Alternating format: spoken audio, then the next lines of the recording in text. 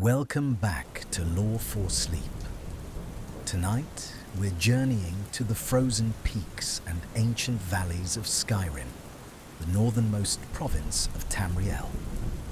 Get comfortable, relax, and let the rich history and hidden secrets of this legendary land wash over you as we explore some of the most fascinating, bizarre, and obscure facts about the Elder Scrolls, Skyrim.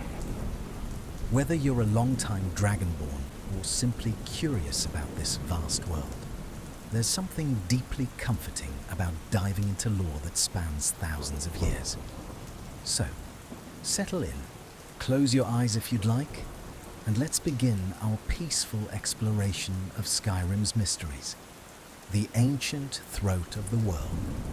High above the clouds, standing as the tallest mountain in all of Tamriel, rises the throat of the world. This isn't just any mountain.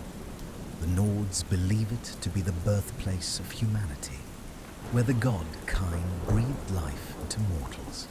At its summit, 7,000 steps from the valley floor, sits High Hrothgar, home to the Greybeards, monks who have devoted their lives to mastering the Thu'um, or the voice. The journey up those 7,000 steps is itself a meditative pilgrimage. Along the path, 10 emblems of the divines mark significant points, each inscribed with lessons about the nature of the voice and its proper use.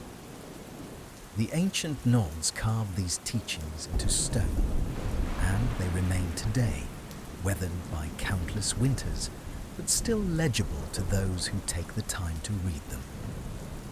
At the very peak lies Paarthurnax, an ancient dragon who betrayed his own kind during the Dragon War to teach humanity the way of the voice. His wisdom spans millennia, and his choice to turn against Alduin, the World-Eater, shaped the course of history.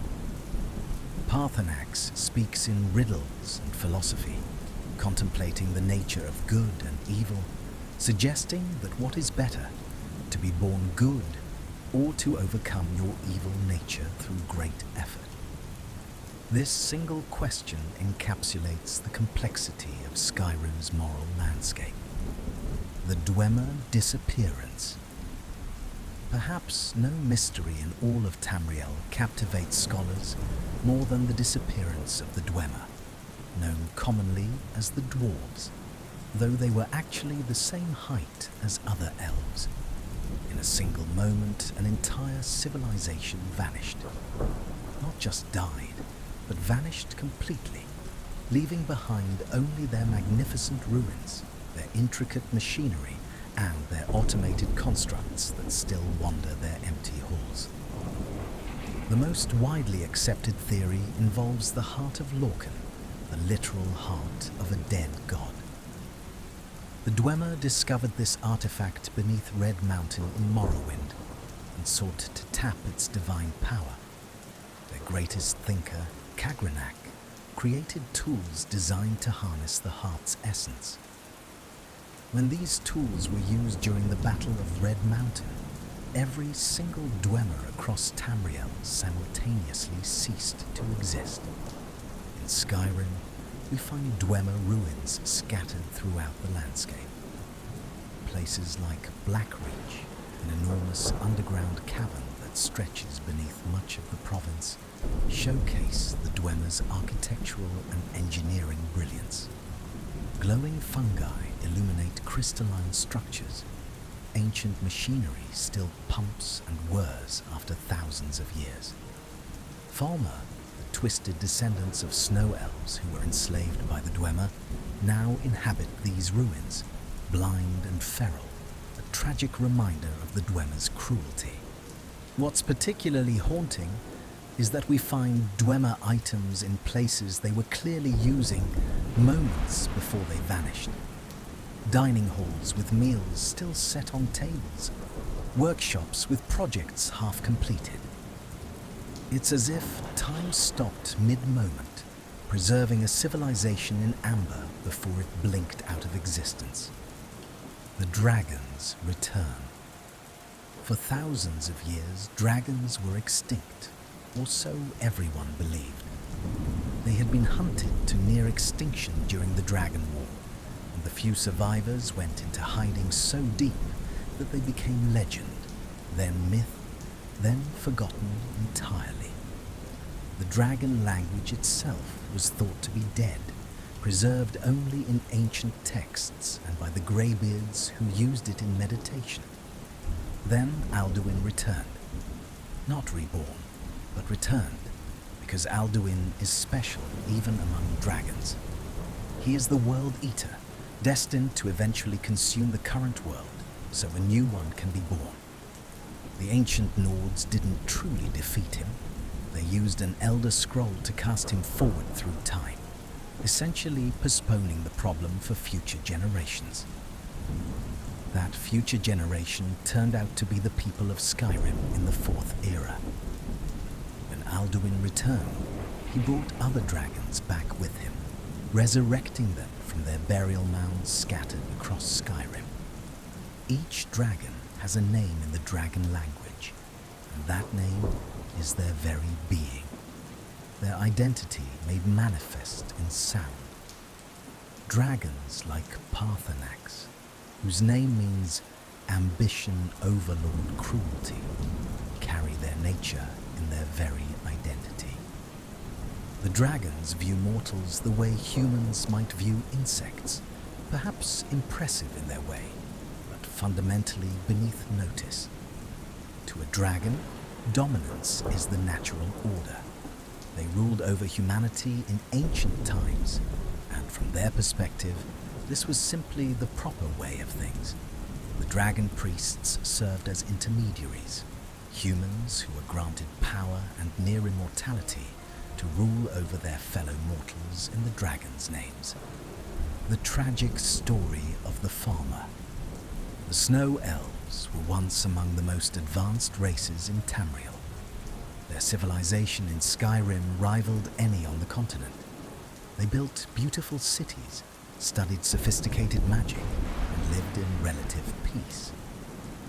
Then humans arrived. The Atmarans, fleeing some catastrophe in their homeland, established the city of Sarthol in northern Skyrim. The Night of Tears changed everything. The Snow Elves attacked Sarthol, killing most of its inhabitants and razing the city. The reasons remain debated. Some say the Snow Elves feared human expansion. Others claim they sought to steal the Eye of Magnus, a powerful artifact the humans had discovered buried beneath Sarthol. Whatever the reason, this attack sparked a genocidal war.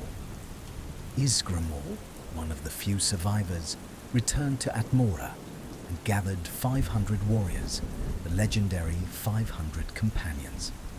They returned to Skyrim and waged a campaign of extermination against the Snow Elves.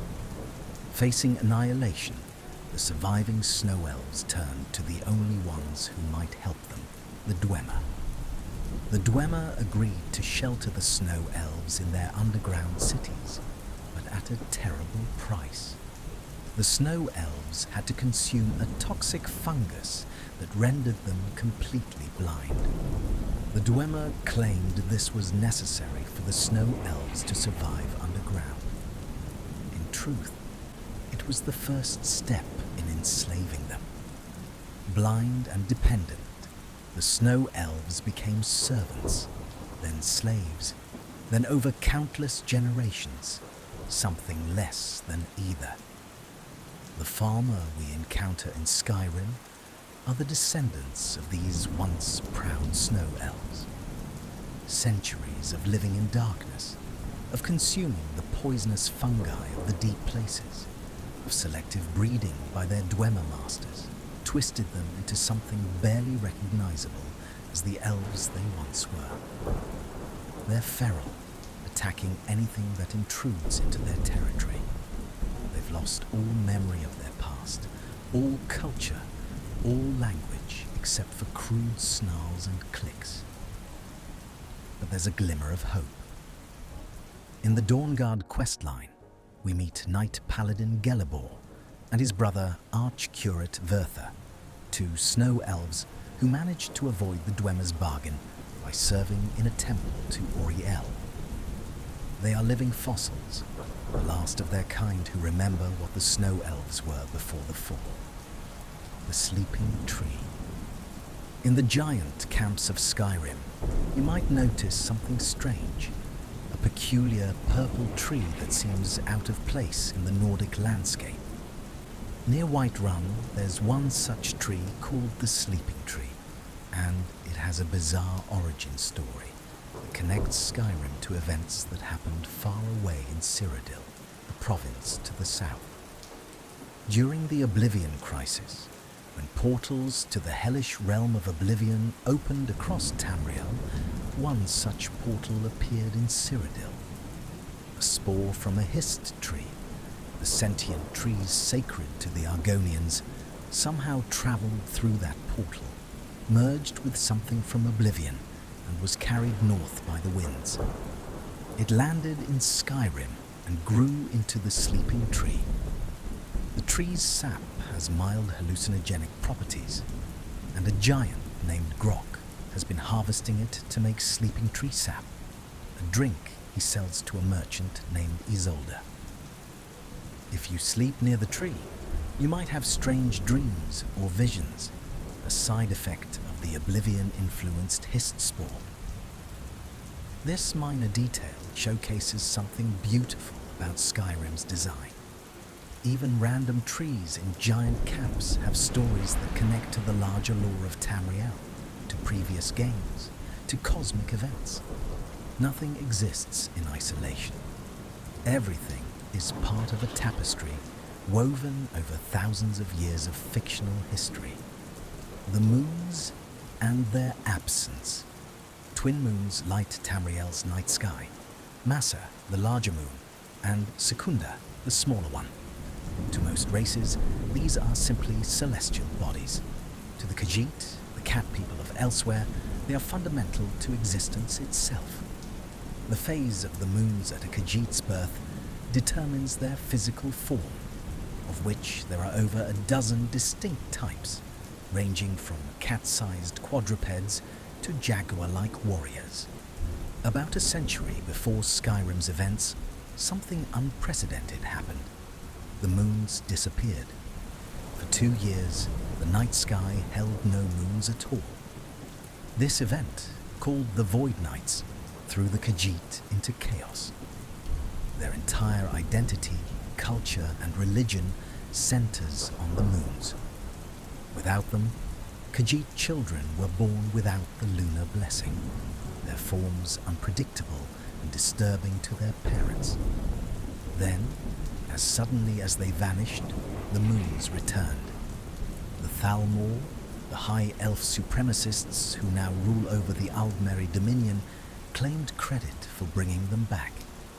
They said their magical might restored the moons, and many Khajiit believed them. This claim allowed the Thalmor to bring elsewhere under their control, transforming the Khajiit's grateful relief into political alliance. Most scholars doubt the Thalmor's claim, suspecting they merely took credit for a natural phenomenon they had no hand in creating. But regardless of the truth, the political reality remains. The Void Knights changed the balance of power in Tamriel, and those reverberations affect the world of Skyrim, even though the events happened far to the south. The Companions and their secret. The Companions of Whiterun are Skyrim's most famous warrior guild, tracing their lineage back to Ysgramor's original 500 companions. They present themselves as honorable mercenaries and warriors, upholding ancient Nordic traditions of courage, honor, and strength. But the Circle, the inner leadership of the Companions, harbors a dark secret. They are werewolves. Centuries ago, the Companions' harbinger made a pact with Hircine, the Daedric Prince of the Hunt. In exchange for enhanced strength, speed, and longevity, members of the circle transform into werewolves. This gift, however, comes with a curse. When they die, their souls are claimed by Hermaeus to hunt forever in his realm, rather than going to Sovngarde, the Nordic afterlife they've spent their entire lives earning. Not all companions know about this secret. Only those deemed worthy are offered the beast blood. Many members of the companions never learn the truth, living and dying as ordinary warriors, believing their leaders are simply exceptional fighters. The quest line involving the companions explores themes of honor, legacy, and the price of power. The current harbinger, Kodlak Whitemane, desperately seeks a cure for the beast blood. He's old, his death approaching, and he refuses to accept an eternity in Hermaeus' hunting grounds. He wants to reach Sovngarde, to be with his ancestors, to receive the reward he's earned through a lifetime of honorable service. Through your actions, you can help free the companions from their curse, allowing them to reclaim their souls and their destiny. It's a story about breaking cycles, about making amends for the mistakes of previous generations, and about choosing what matters most when power and honor come into conflict. The Black Books and Hermaeus Mora. Scattered across Solstheim, an island to the northeast of Skyrim, lie the Black Books, 7 tomes of eldritch knowledge written by Hermaeus Mora, the Daedric Prince of knowledge, fate, and memory. Opening one of these books doesn't merely let you read it. Instead, it transports your consciousness into Apocrypha, Hermaeus Mora's realm of oblivion. Apocrypha is a nightmare dimension of infinite libraries. Twisted corridors lined with books stretch in impossible directions. Staircases lead nowhere. Pools of poisonous ink bubble and spill across the floor. Tentacles emerge from portals in space, and the only inhabitants are Mora's servants, the Seekers and Lurkers, beings of pure knowledge and madness. Hermaeus Mora himself appears as a mass of eyes and tentacles, speaking in multiple voices at once, some whispering, some shouting, some in languages you shouldn't be able to understand, but somehow do. He is not evil in any conventional sense. He simply wants to know everything, to record all knowledge, all events, all possibilities. To him, mortals are interesting primarily as sources of new information. The Black Books contain knowledge that mortals were never meant to possess. Reading them changes you, grants you power, but at a cost. The first Dragonborn, Myrak, immersed himself so deeply in the Black Books that he became Hermaeus Mora's servant, trapped in Apocrypha for thousands of years, simultaneously prisoner and puppet. When you read the Black Books, you're engaging with something fundamentally alien to mortal comprehension. Each book teaches you something new, grants you abilities, but also binds you closer to Hermaeus Mora. By the end of the Dragonborn questline, Mora considers you his champion, whether you want that title or not. You've drunk too deeply from the well of forbidden knowledge to ever truly be free of his influence. The Augur of Dun Lane. In the College of Winterhold, behind a magical barrier in the depths of the institution, exists one of Skyrim's strangest entities.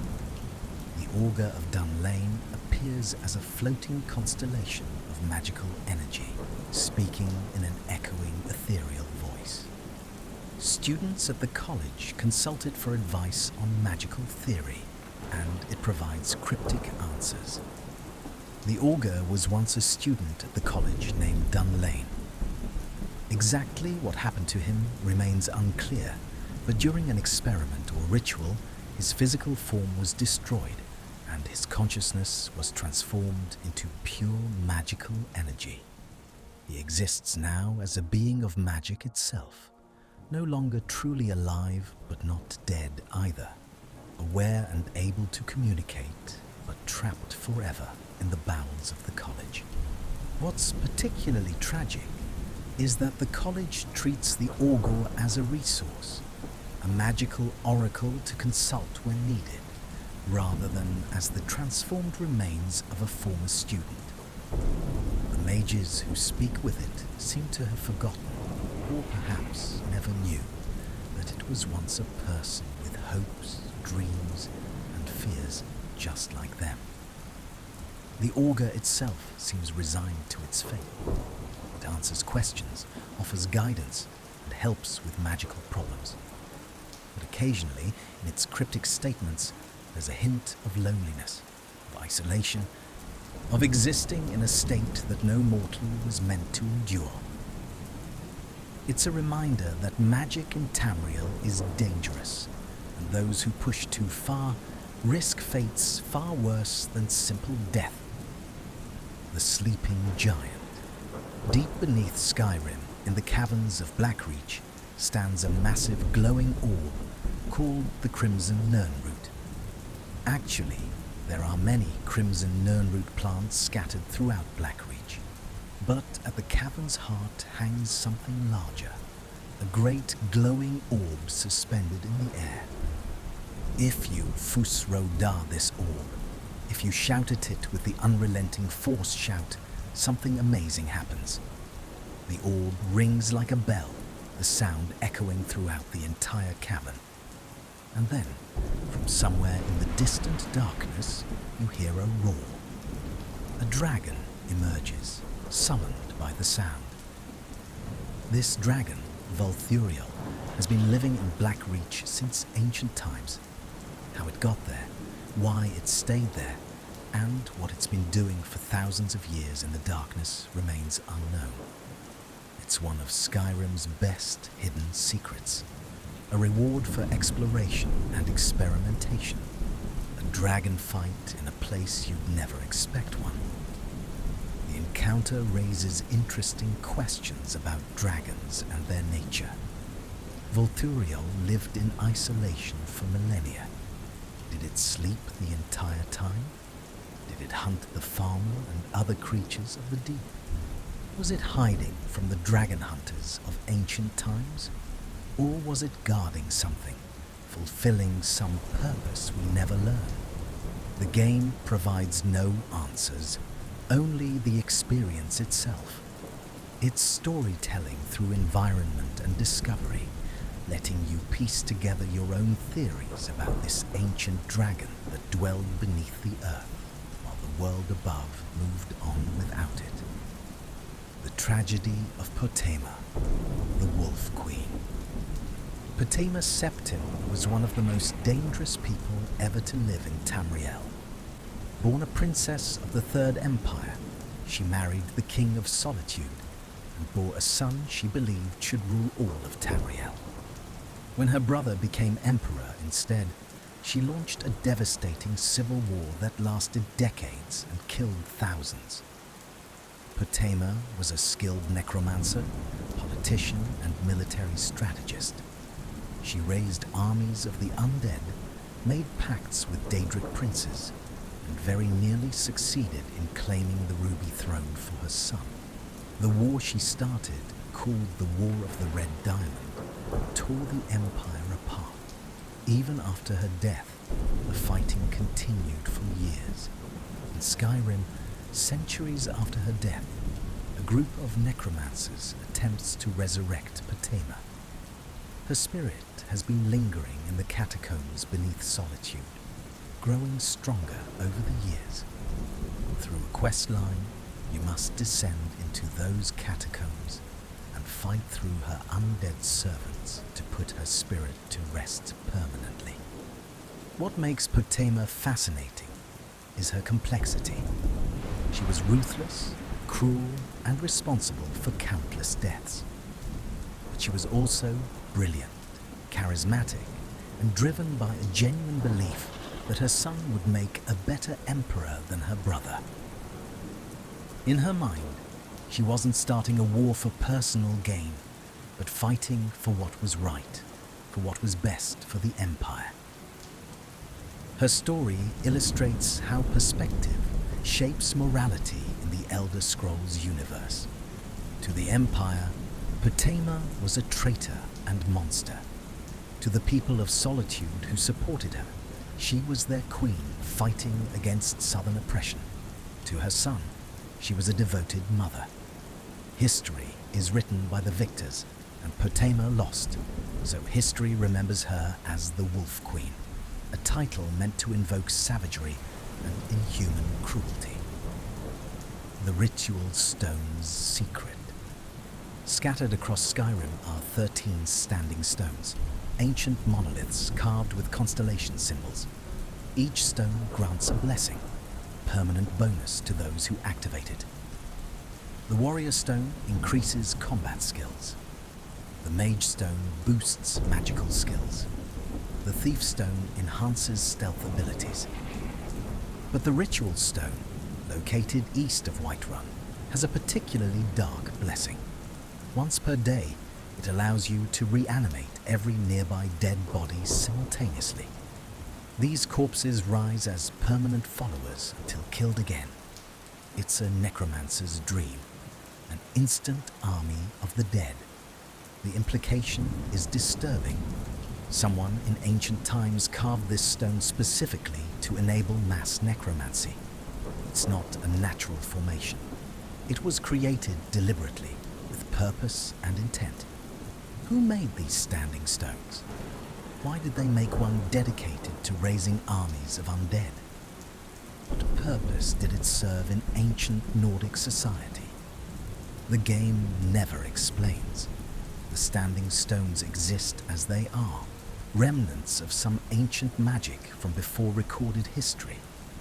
The Nords who live near these stones treat them with reverence, seeing them as gifts from the gods or as works of their ancestors.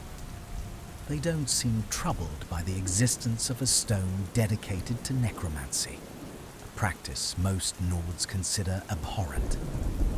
It's these little inconsistencies and mysteries that make Skyrim's world feel lived in and real. Not everything has a tidy explanation. Some things just exist, products of a past that even the people living there have forgotten. The Ebony Warrior. If you reach level 80, the highest practical level in the game, a peculiar warrior appears.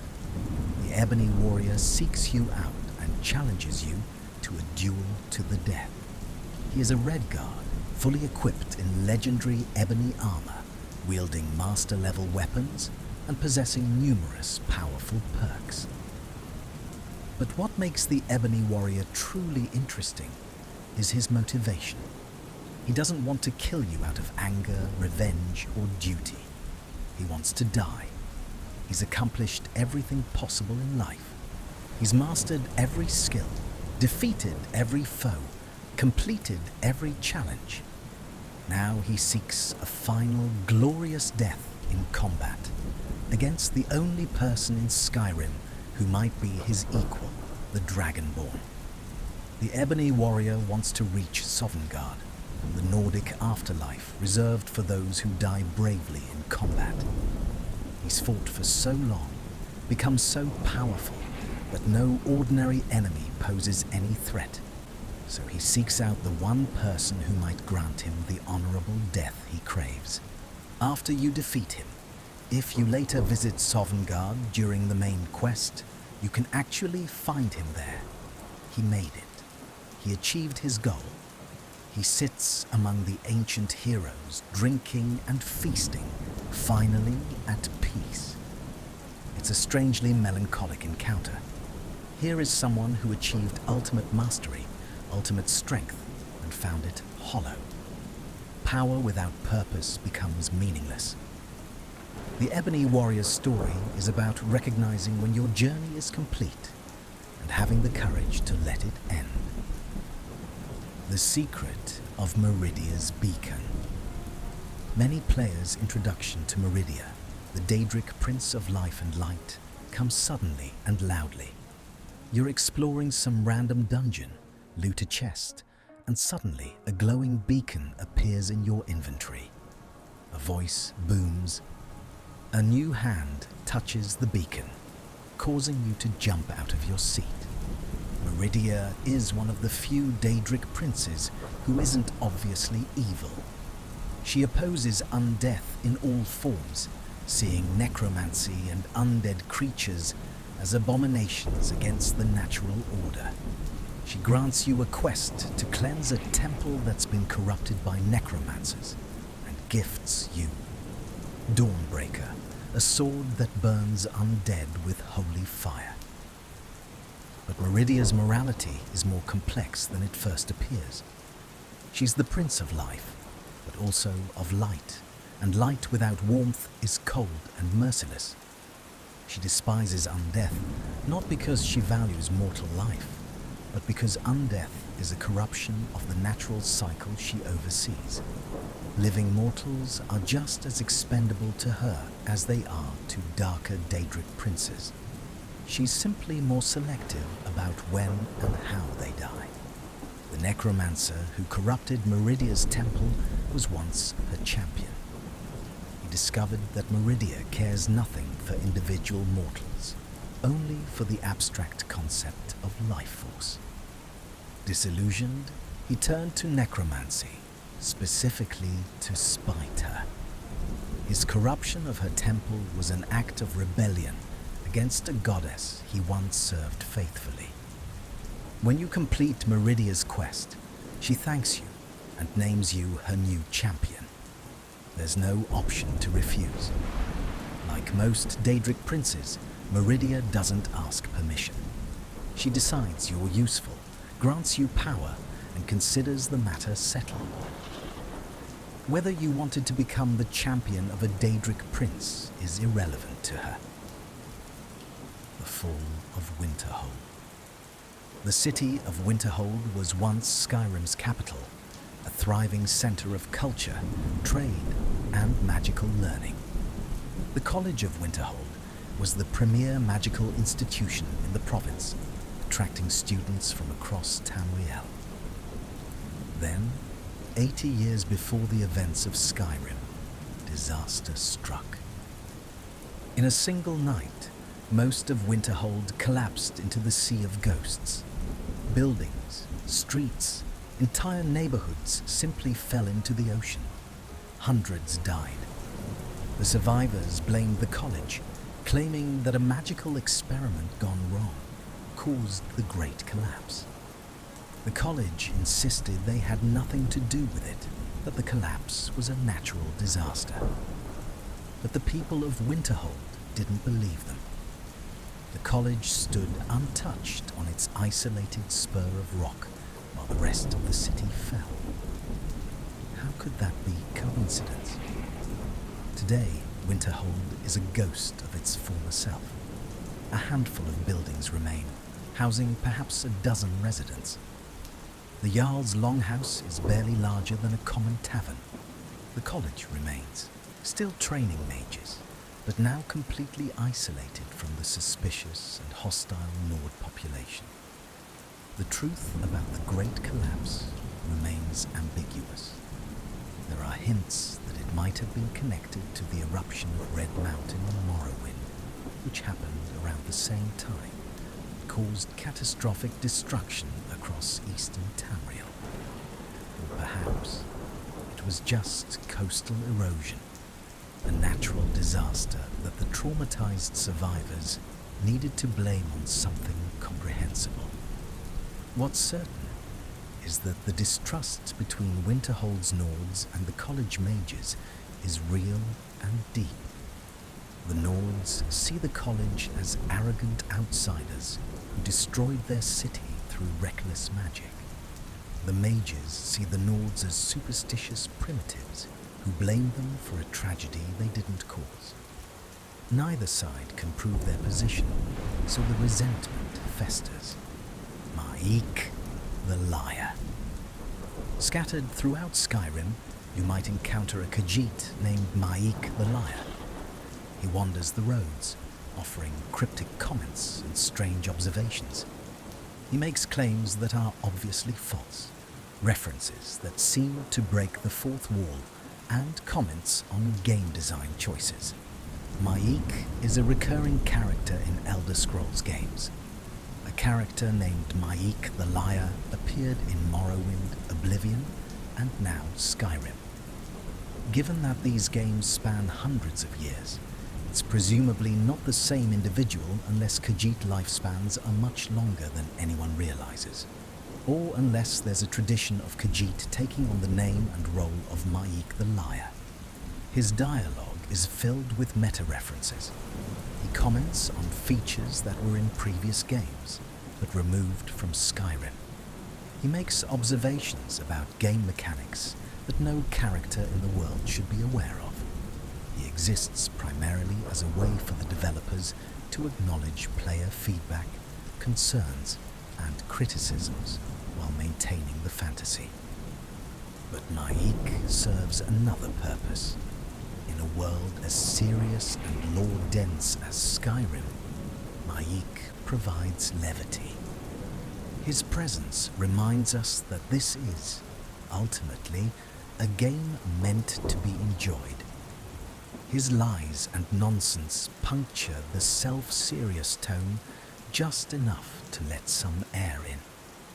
There's also something philosophically interesting about a character whose defining trait is lying, appearing in a world where truth and reality are already subjective. The Elder Scrolls universe operates on the principle that belief shapes reality. If enough people believe something, it can become true. What does it mean then for Maik to lie in such a universe? Are his lies just untruths, or are they potential truths that fail to gather enough belief to manifest? The Reachmen and the Forsworn. The Reach is Skyrim's western hold, a region of dramatic cliffs, ancient ruins, and deep valleys. It's also home to the Reachmen, a culture distinct from the Nords despite living in Skyrim for thousands of years.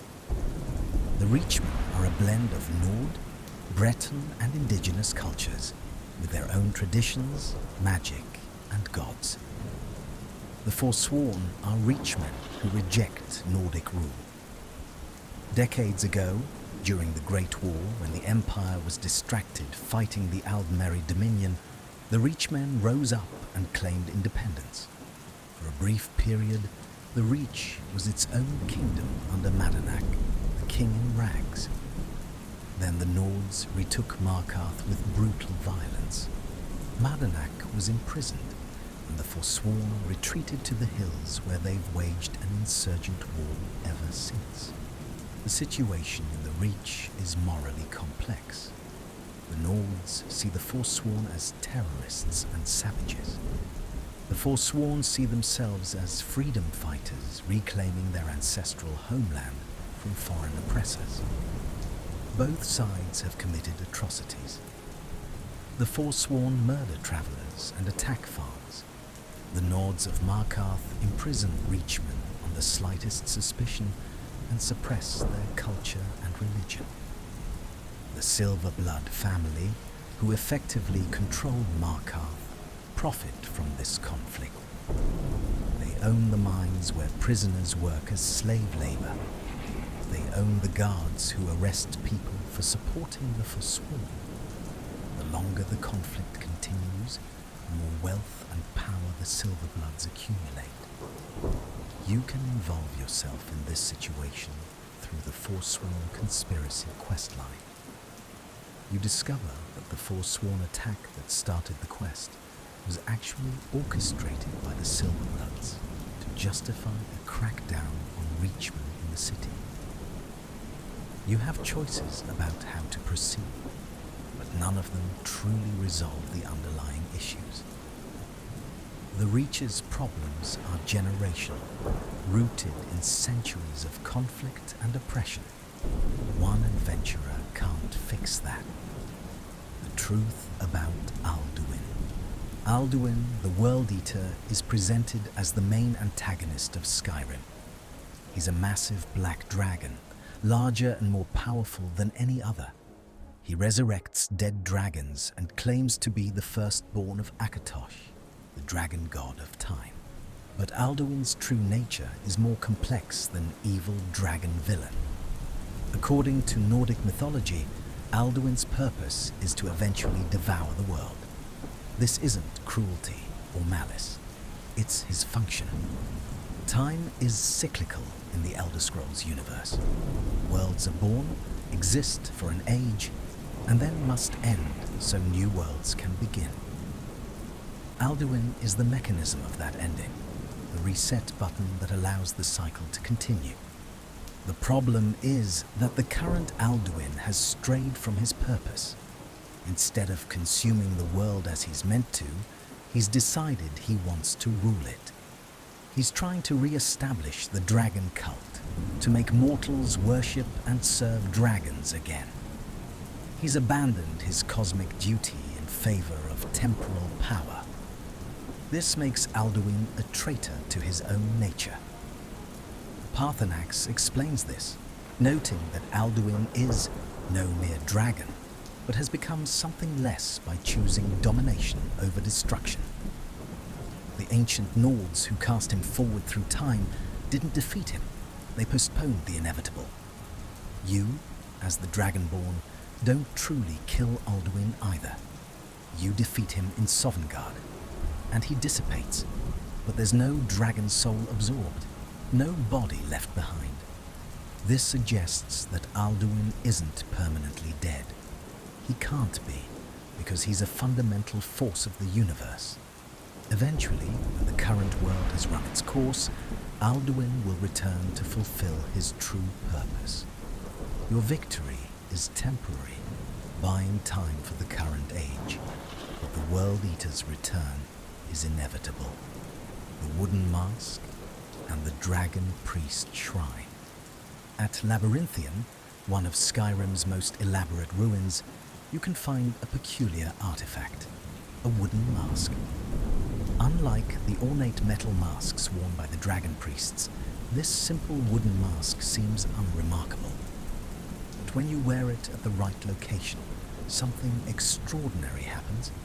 You're transported back in time. The ruins around you restore themselves. Crumbling walls become whole. The broken shrine is suddenly intact. You're seeing Labyrinthian as it was during the height of the dragon cult, before the rebellion, before the war, when the dragon priests ruled Skyrim in the dragon's names. At the center of this restored sanctuary is a shrine with spaces for 8 masks.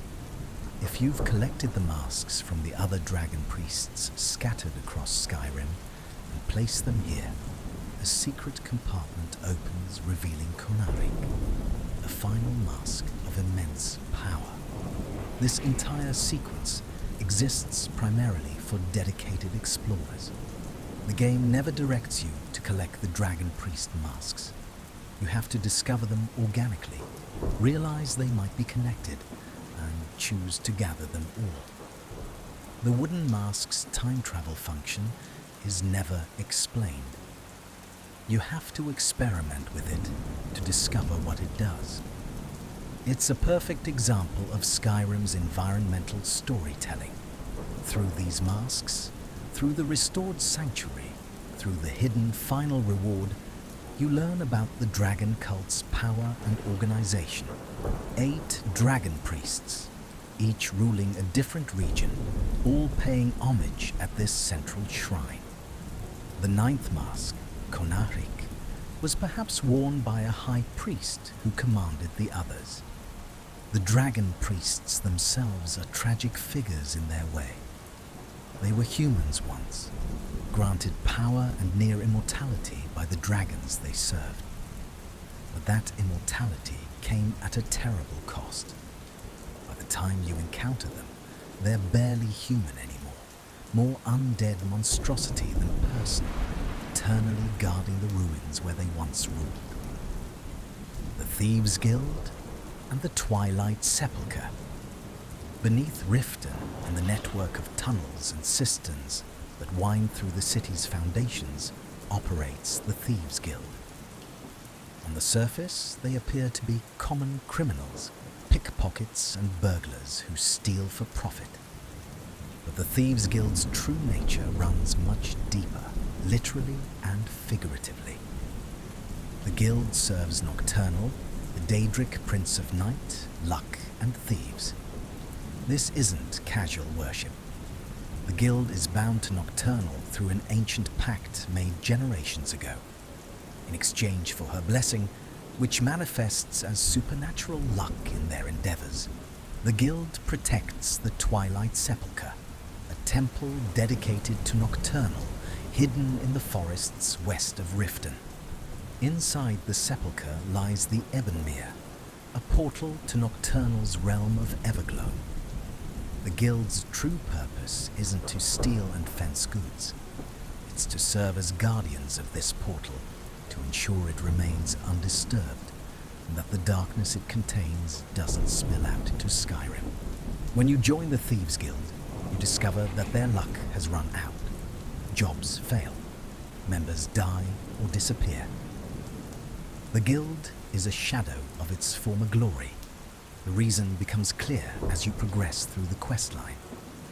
Mercer Frey, the guild's leader, has betrayed Nocturnal. He stole the skeleton key, a Daedric artifact that can unlock anything, not just physical locks, but the potential within people, the barriers between realms, the secrets of the universe itself. With the skeleton key, Mercer has been draining the guild's luck for himself, growing wealthy while his former companions suffer. But stealing from a Daedric prince carries consequences that even Mercer didn't fully understand. Nocturnal's blessing has turned to curse, and the entire guild suffers for one man's betrayal. The questline culminates in the Twilight Sepulchre, where you must navigate a temple of darkness and shadow, facing tests that challenge your worthiness to serve Nocturnal. If you succeed, you return the skeleton key to its place.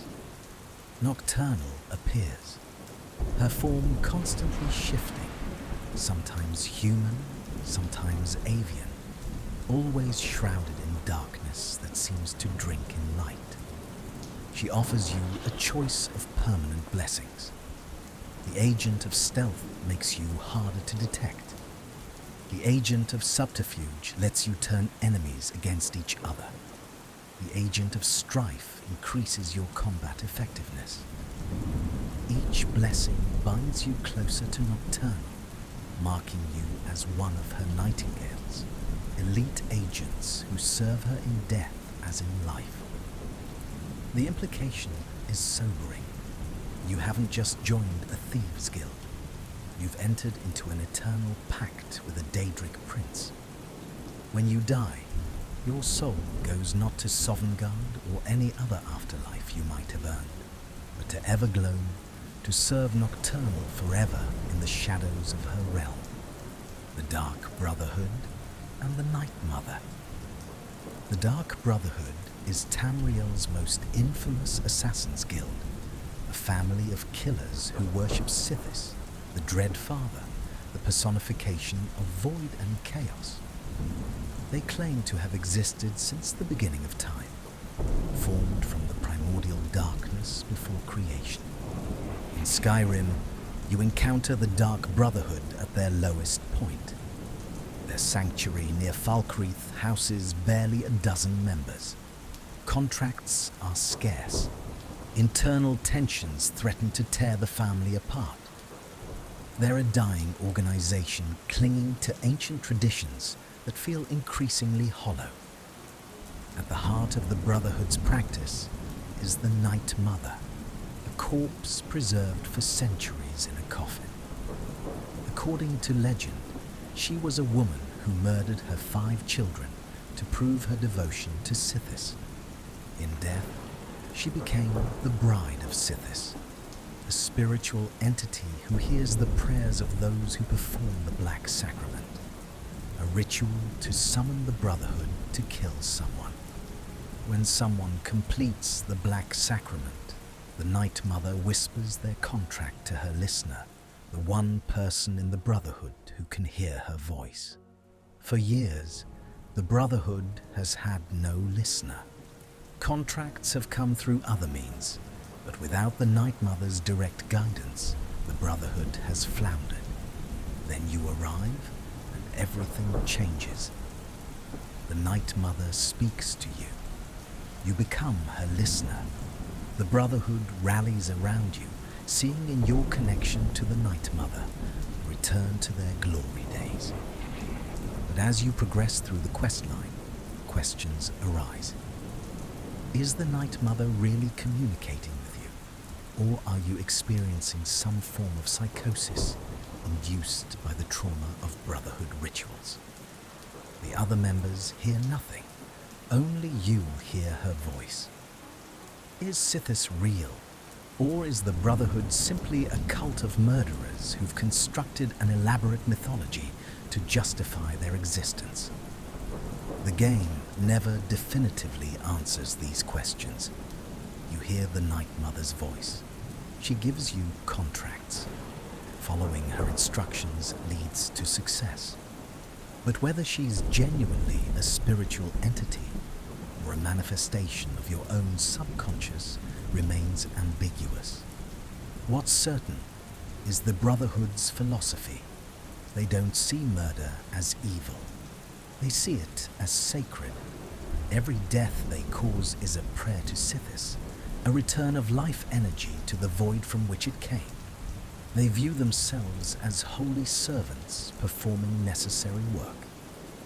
The Brotherhood's quest line includes one of Skyrim's most shocking moments. You're contracted to kill the Emperor of Tamriel himself. Through elaborate planning and execution, you succeed. You assassinate the single most powerful person in the known world. The political ramifications are staggering, but the game's main story doesn't acknowledge it. Time moves on. Guards don't recognize you as the Emperor's killer. Life continues. This disconnect between the magnitude of what you've done and the world's reaction to it highlights an interesting aspect of Skyrim's design. The game lets you do incredible things, world-changing things, but the world itself remains largely static. It's a limitation of the medium, but it also creates an eerie feeling that maybe these grand events matter less than we think they do. Emperors die. New ones are crowned. The world keeps turning. The civil war's hidden complexities. On the surface, Skyrim's civil war seems straightforward. The Stormcloaks, led by Ulfric Stormcloak, fight for Skyrim's independence from the Empire. The Imperial Legion fights to maintain unity. You choose a side, win some battles, and determine the war's outcome. But the deeper you look, the more complicated everything becomes.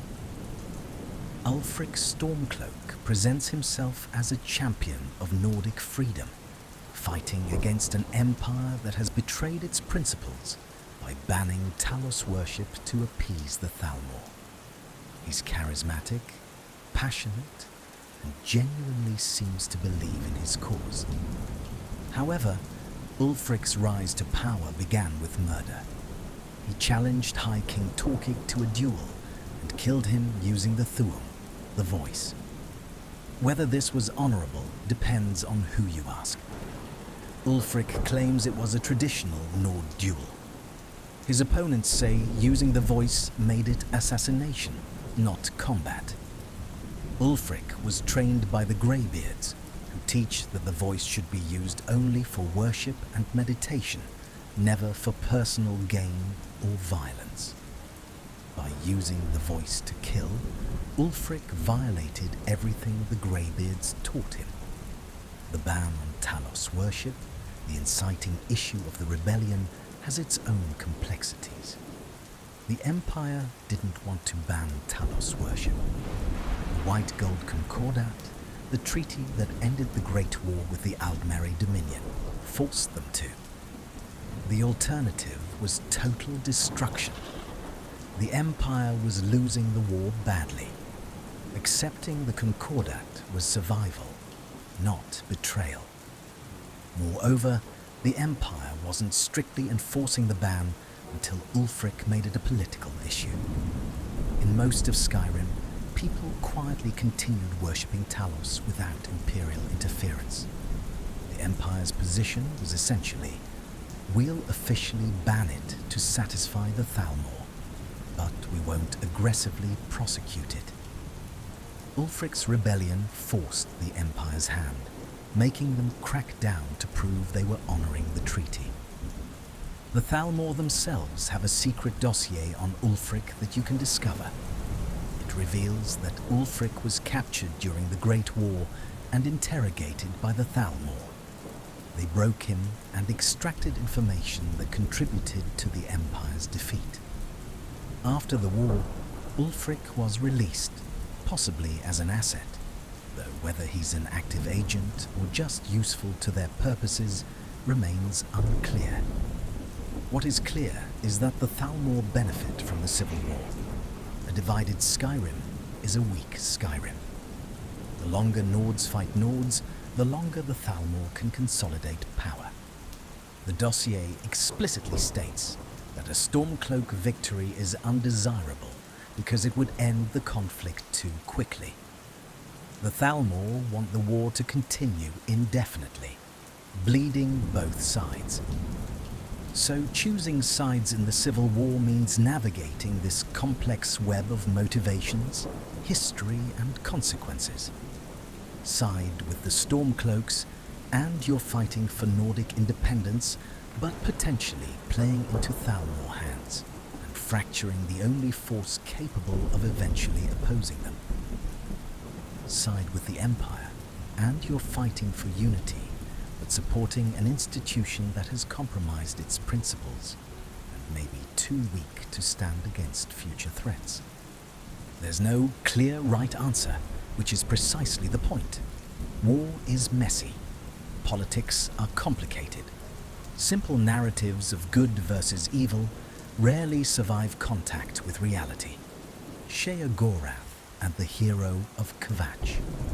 In the Pelagius wing of the Blue Palace in Solitude, accessible through a side quest, you encounter Sheogorath, the Daedric Prince of Madness.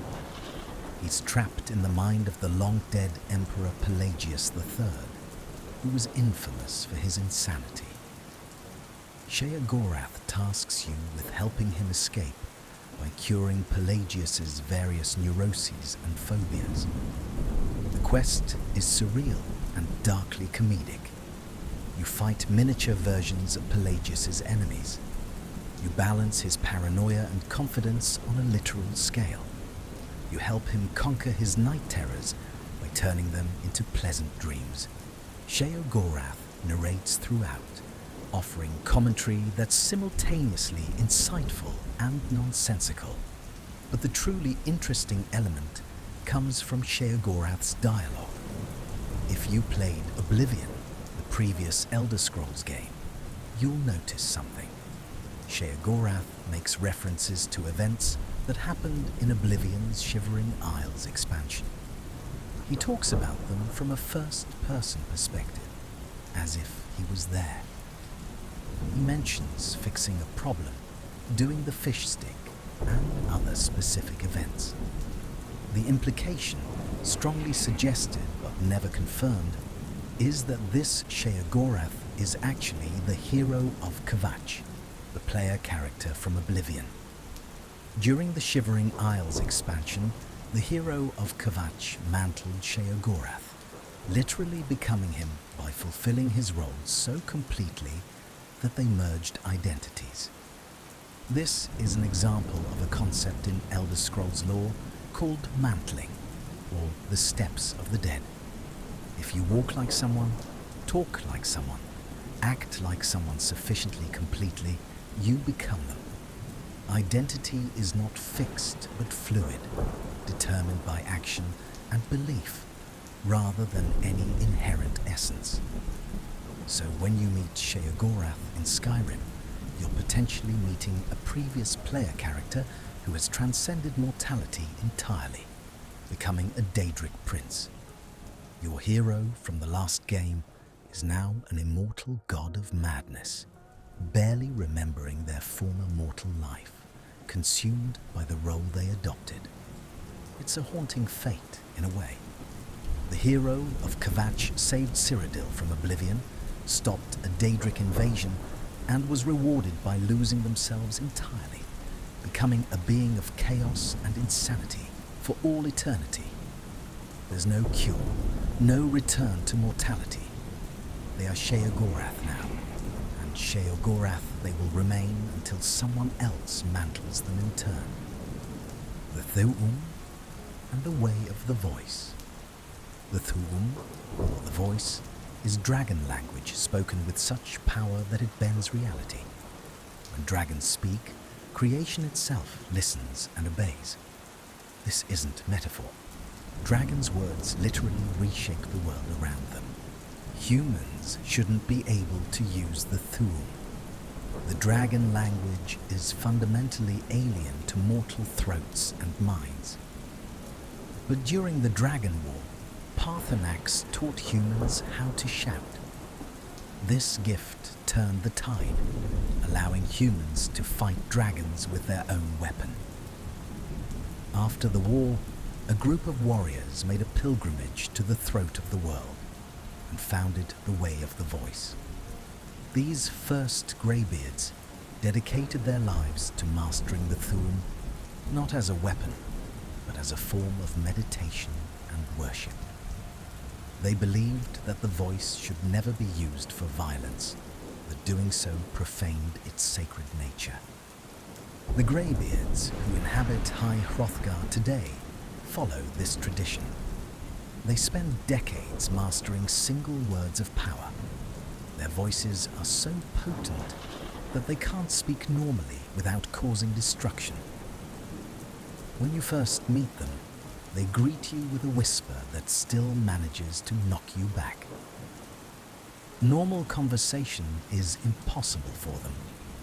They communicate through Arngir, the only greybeard whose voice is still weak enough for safe conversation. But the Greybeards represent only one philosophy about the voice. The ancient Nords used shouts in battle regularly. Ulfric Stormcloak learned the voice from the Greybeards, but uses it to kill, violating everything they taught him. And you, the Dragonborn, absorb the souls of dragons you kill, gaining instant mastery of words that would take others decades to learn. The Dragonborn is unique, because you don't just speak the dragon language, you understand it innately. You think in it. For other humans, learning the Thu'um is like learning any language, study and practice over years. For you, it's like remembering something you've always known.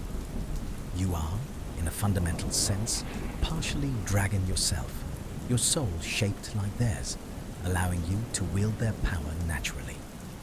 This creates an interesting philosophical question. Should the Dragonborn follow the Way of the Voice, using the Thu'um only for meditation and worship?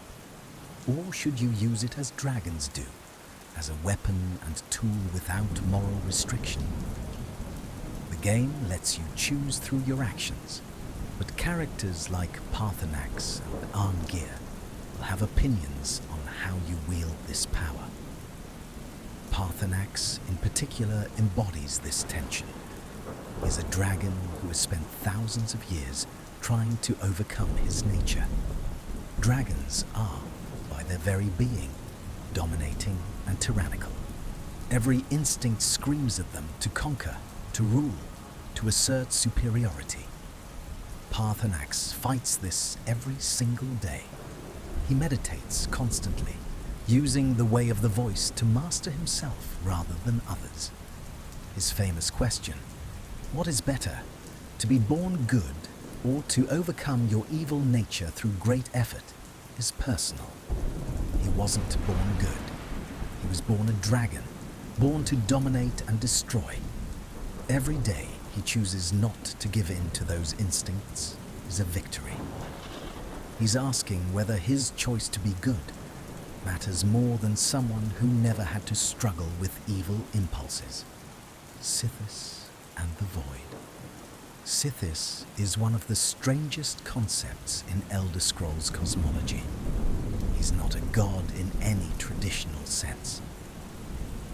He's the personification of nothingness, the void that existed before creation, the force of chaos and change that opposes stasis and order.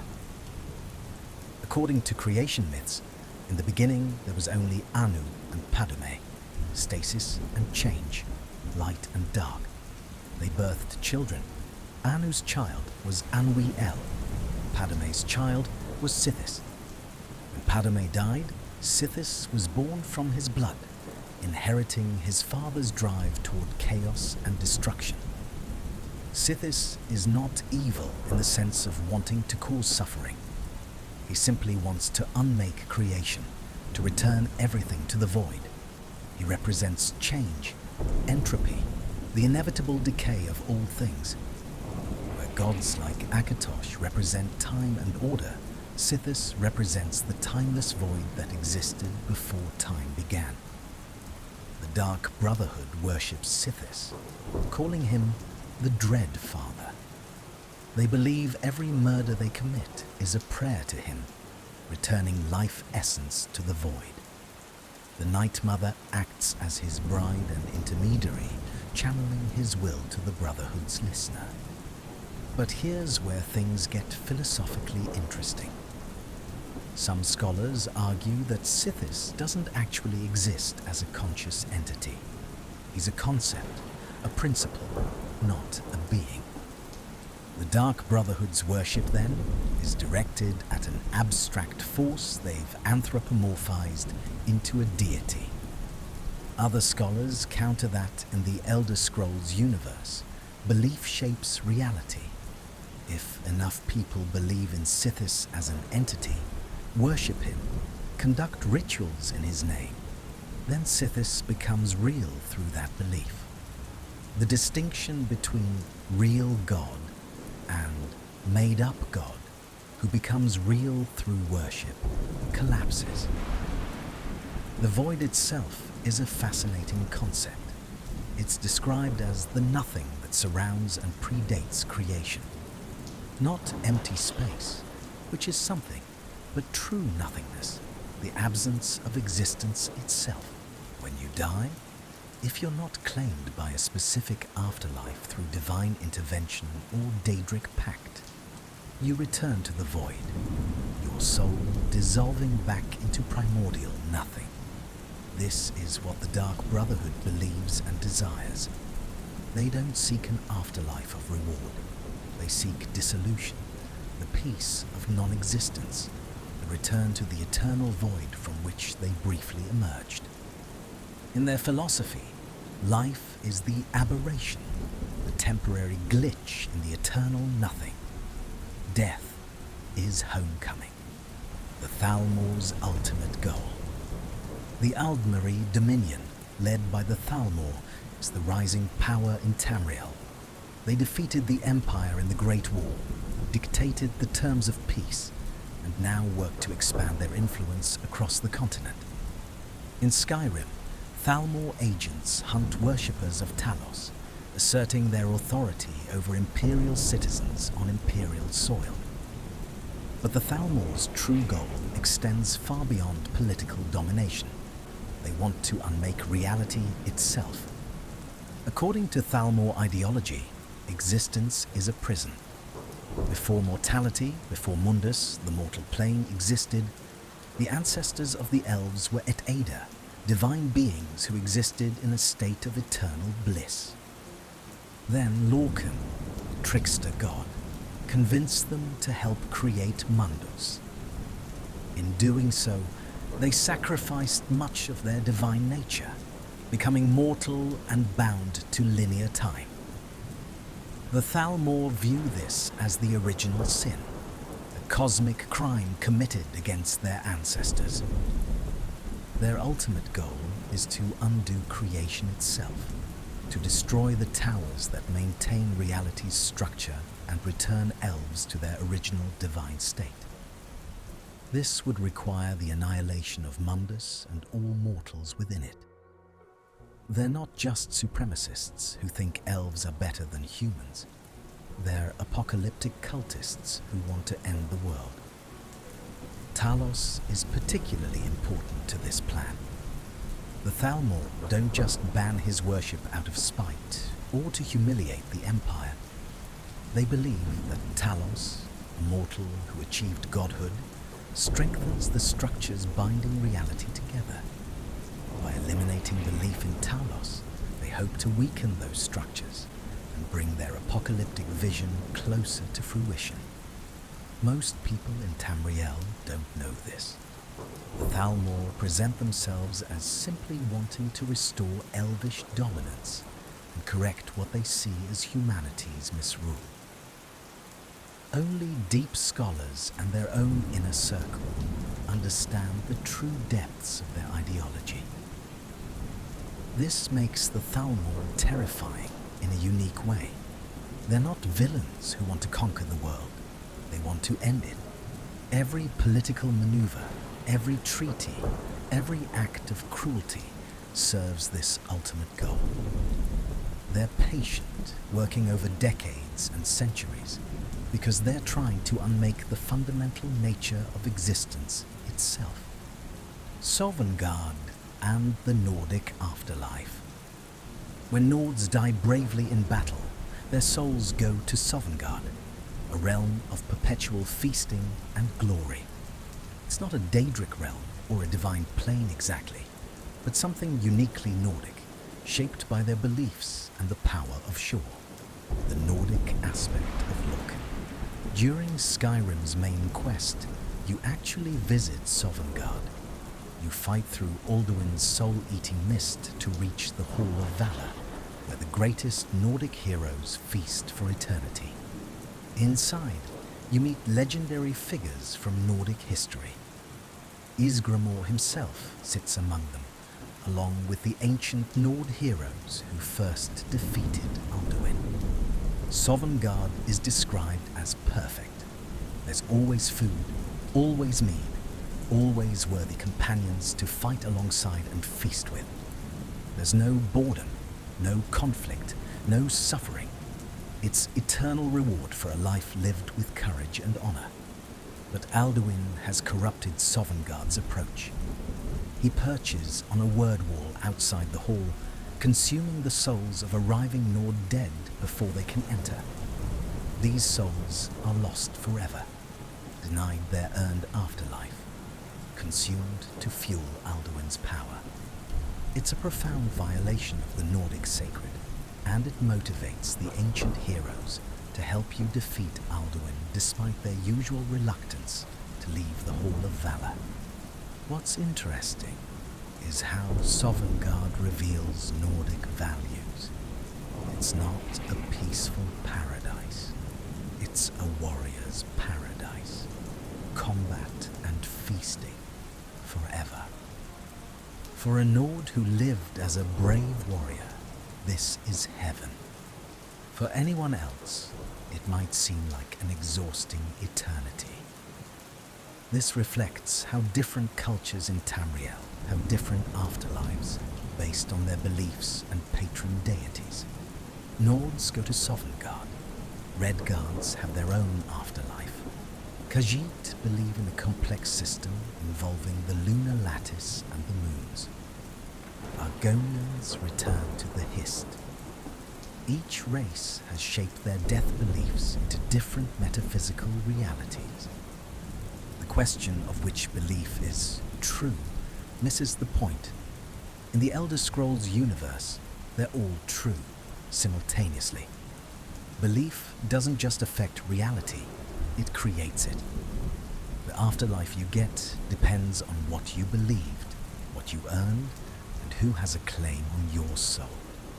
The Eye of Magnus. Beneath the ruins of Sarthal lies an artifact of incomprehensible power. The Eye of Magnus is a massive spherical object that radiates magical energy.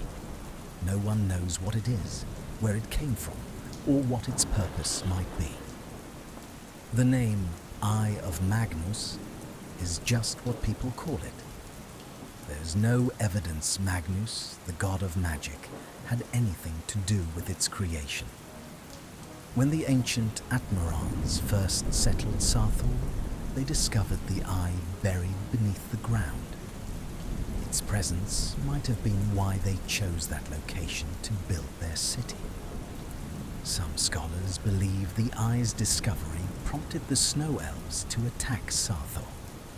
Perhaps they knew what the eye was and feared humanity wielding its power, or perhaps they wanted it for themselves. During the College of Winterhold questline, the eye becomes central to the plot. Ancano, a Thalmor agent who has infiltrated the college, attempts to harness the eye's power. He succeeds partially, creating a magical field that freezes time around him while he draws power from the artifact. If he had succeeded fully, the consequences could have been catastrophic. The Sigic Order, a secretive group of immensely powerful mages, intervenes. They explain that the eye is too dangerous to remain in Skyrim and teleport it to their hidden island for safekeeping. But they don't explain what the eye actually is. They either don't know or won't say. Fan theories abound. Some think the eye is a fragment of a god, perhaps literally Magnus's eye, which he tore out when he fled Mundus during creation. Others believe it's a spaceship or dimensional travel device from a previous Kalpa, a previous iteration of reality.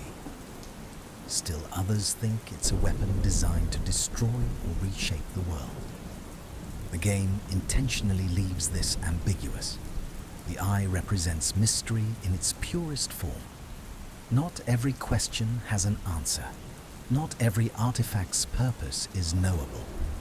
Some things simply exist beyond mortal comprehension, and the Eye of Magnus is one of them. The Hist trees and their consciousness. The Hist are ancient sentient trees native to Black Marsh, the homeland of the Argonians. They're not just plants. They're a form of life so alien to mammalian existence that even calling them alive in a conventional sense might be inaccurate.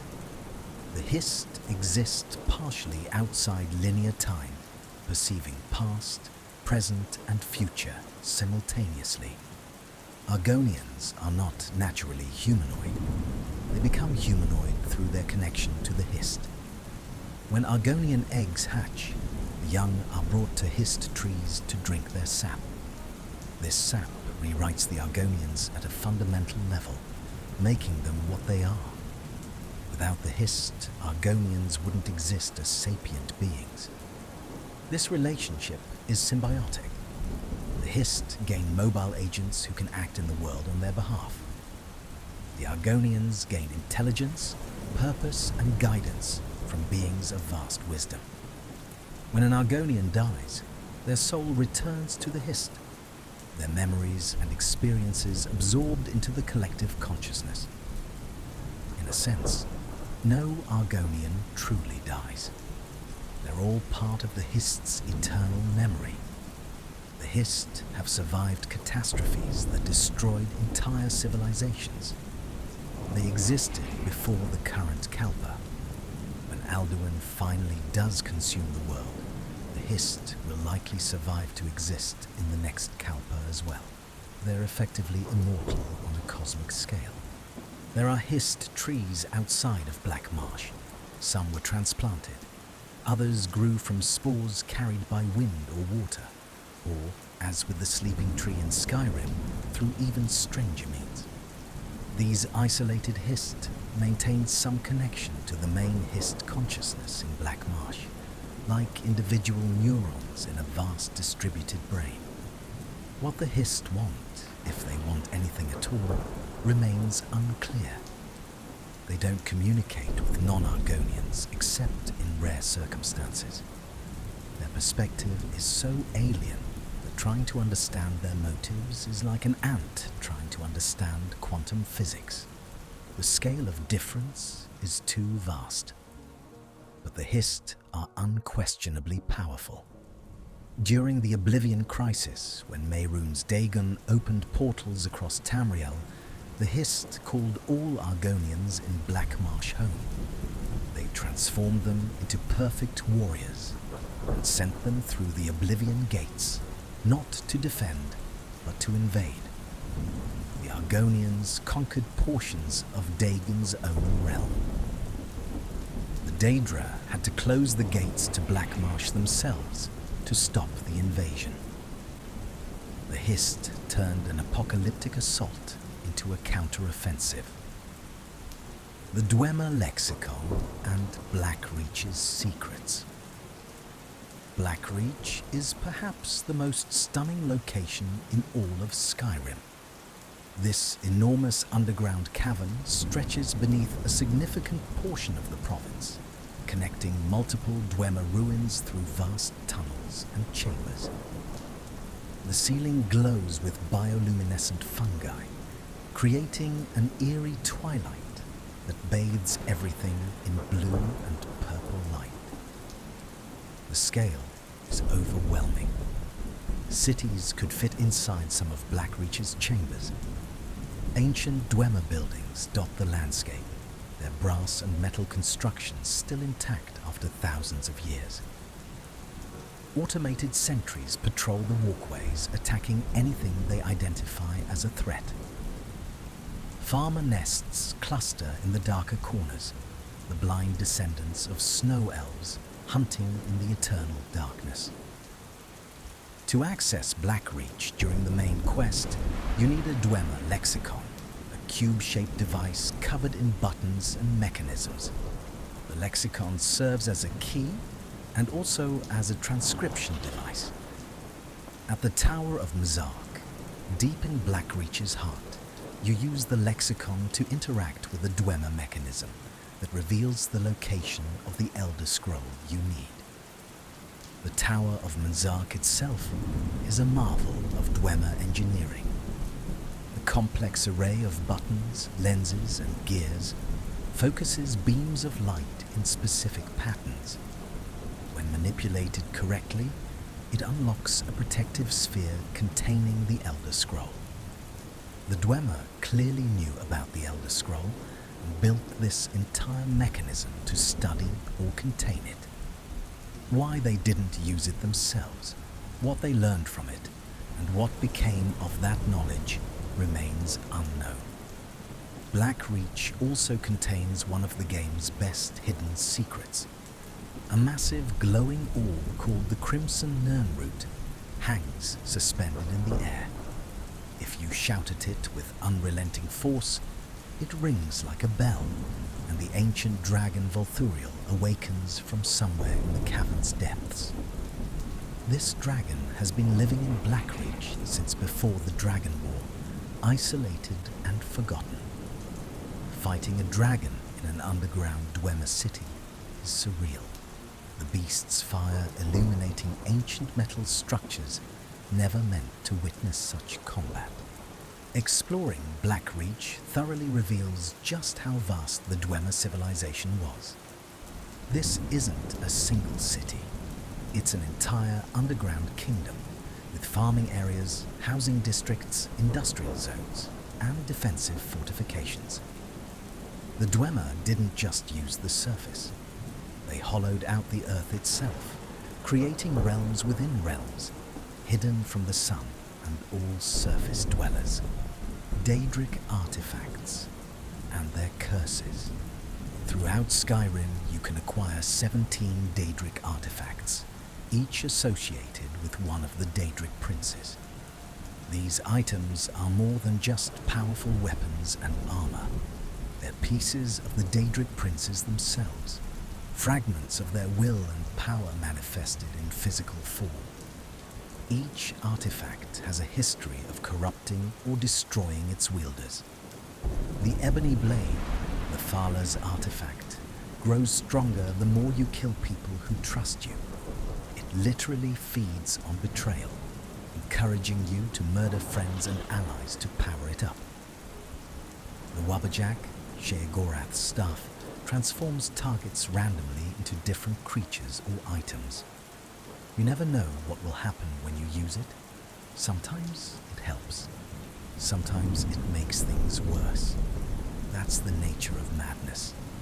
The Skull of Corruption, Vermina's artifact, feeds on dreams.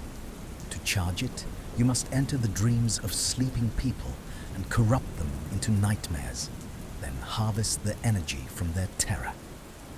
Mehrunes' razor has a chance to instantly kill anything it strikes, but using it means wielding a weapon literally designed for assassination and murder, carrying the essence of the Daedric Prince of Destruction. Some artifacts seem more benign. Azura's star is a reusable soul gem that doesn't break when used. Meridia's Dawnbreaker burns undead with holy fire. But even these have implications. Soul gems trap the souls of the dead, preventing them from reaching their proper afterlife. Using Azura's star repeatedly means condemning dozens or hundreds of souls to this limbo. Dawnbreaker's fire comes from Meridia, and while she opposes undeath, she cares nothing for the living mortals who wield her weapon. The Daedric Princes don't give away their artifacts freely. Each one requires you to complete a task, often one that violates common morality. To get the Ring of Namira, you must participate in cannibalism, literally eating the flesh of humans. To get the Ebony Blade, you must lie and betray someone who trusts you. To get Mehrunes' razor, you must help reassemble pieces of the weapon that a previous owner tried to destroy specifically to prevent it from causing more harm. Collecting all the Daedric artifacts doesn't give you any special reward in game, but it does mark you as someone who has dealt extensively with the Daedric Princes. Each artifact is a claim on your soul, a connection to a being of immense power. Even if you never actively worship the Daedra, using their artifacts binds you to them in ways you might not fully understand until after death. The vampire clans and Molag Bal's gift. Vampirism in the Elder Scrolls universe is a disease, but not a natural one. The first vampire was created by Molag Bal, the Daedric Prince of Domination. According to legend, he assaulted a Nedic priestess, infecting her with his essence. She became the first vampire, and from her bloodline, all other vampires descend. In Skyrim, vampirism is both curse and gift. Vampires gain powerful abilities, increased strength and magical aptitude, and virtual immortality. But they burn in sunlight, are despised by mortals, and must regularly feed on blood to maintain their humanity. A vampire who goes too long without feeding becomes more monstrous, their face transforming into something bestial and immediately recognizable as inhuman. The Dawnguard expansion introduces vampire culture more fully through the Volkihar clan.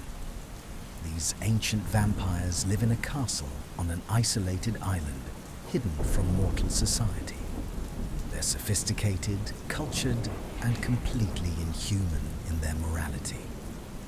They view mortals as cattle, a food source to be used without empathy or consideration. Lord Harkon, the clan's leader, was offered the gift of vampirism by Molag Bal himself.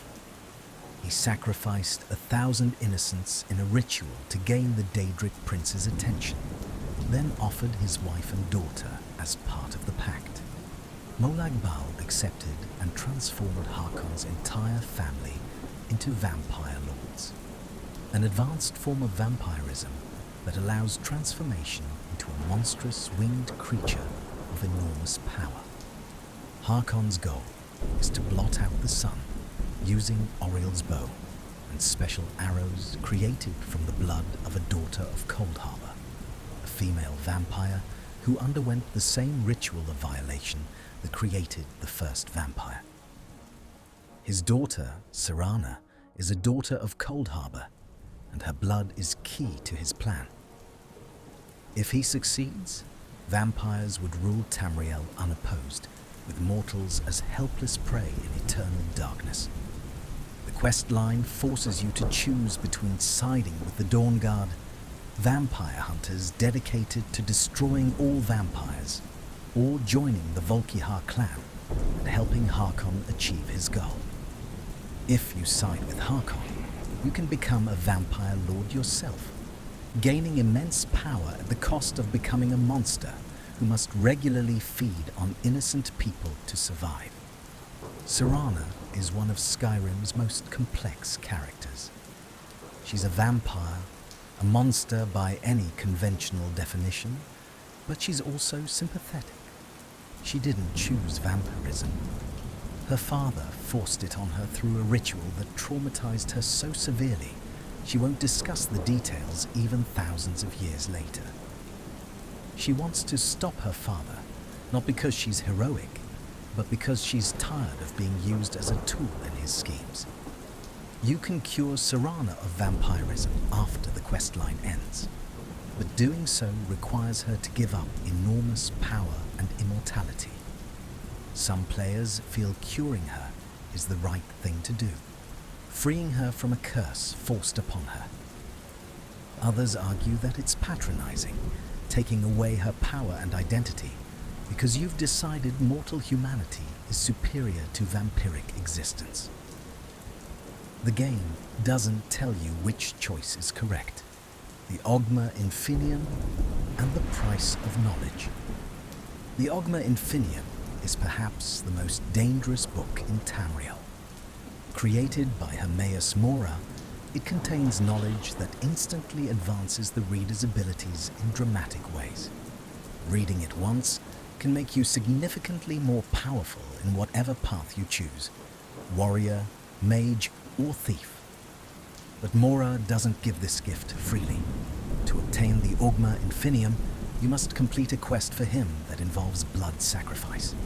You need the blood of each elven race: Altmer, Bosmer, Dunmer, Falmer, and Orsimer. Mora doesn't care how you obtain this blood. Most people kill members of each race, though technically you could find already dead bodies. The book itself is made from the skin of an unknown creature, bound in materials that feel wrong to touch. The text inside shifts and changes as you read it, words rearranging themselves, revealing different knowledge to different readers. No two people read exactly the same book. Once you've read the Ogma Infinium and absorbed its knowledge, the book disappears. It returns to Apocrypha, to Hermaeus Mora's infinite libraries. But the knowledge remains, and with it, a connection to Mora. You've drunk from his well of forbidden knowledge. That creates a bond, one that Mora can potentially exploit. The book represents a fundamental question about knowledge. Is there information that's too dangerous to know? The Ogma Infinium contains truths about reality that mortal minds weren't meant to comprehend. Reading it makes you more powerful, but it also changes you in ways you might not recognize until much later. Mora collects all knowledge, all secrets, all forbidden truths. He's not malicious in the way some Daedric Princes are. He simply wants to know everything and preserve that knowledge forever in his realm. But this hunger for knowledge has no moral boundaries. Mora would watch entire civilizations fall to learn something new. Individual suffering means nothing to him compared to the acquisition of information. The Dragonborn Prophecy. The Dragonborn Prophecy appears in the Elder Scrolls, those mysterious artifacts that contain records of past, present, and future events. According to the prophecy, when Alduin returns to consume the world, a Dragonborn will rise to oppose him. Someone born with the soul of a dragon, capable of absorbing the souls of slain dragons and mastering the Thule instantly. You are this prophesied hero, but what does that actually mean? Are your choices your own, or are you simply acting out a predetermined script written in the Elder Scrolls? The game implies that prophecies in the Elder Scrolls universe are probabilistic, not deterministic. They describe likely outcomes, not fixed events. You still have free will, but the circumstances have aligned to make certain actions more probable. The Greybeards and Paarthurnax believe you're meant to use the way of the voice, to master the Thule through meditation and discipline. The Blades, the ancient order sworn to serve the Dragonborn, believe you're meant to kill all dragons and fully claim your draconic heritage. Both factions see you as the fulfillment of prophecy, but have different ideas about what that fulfillment should look like. Being Dragonborn gives you abilities no other mortal possesses. You can speak the dragon language and understand it instinctively. When you kill a dragon, you absorb its soul, gaining immediate mastery of any shouts it knew. This soul absorption is violent and overwhelming. The dragon's essence pours into you, its knowledge, its power, its very being becoming part of you. Some players wonder what happens to the dragon's consciousness when you absorb their souls. Do they cease to exist completely? Or do they persist somehow within you, their minds trapped inside yours? The game doesn't clarify, but the experience looks intense and somewhat traumatic every time it happens. Your nature as Dragonborn also complicates your mortality. You have a mortal body, but a dragon soul. When you die, where does that soul go? Dragons don't have conventional afterlives. They exist outside the normal cycle of birth and death, capable of being resurrected if someone knows their name. Does this mean the Dragonborn is effectively immortal, capable of returning like Alduin did? Or does your mortal half override your dragon half, allowing you a normal death and afterlife? The prophecy says the Dragonborn will defeat Alduin. It doesn't say what happens after. Your fate beyond the main quest is unwritten, open to possibility. You could become anything: a hero, a tyrant, a scholar, a monster. The prophecy got you to this point.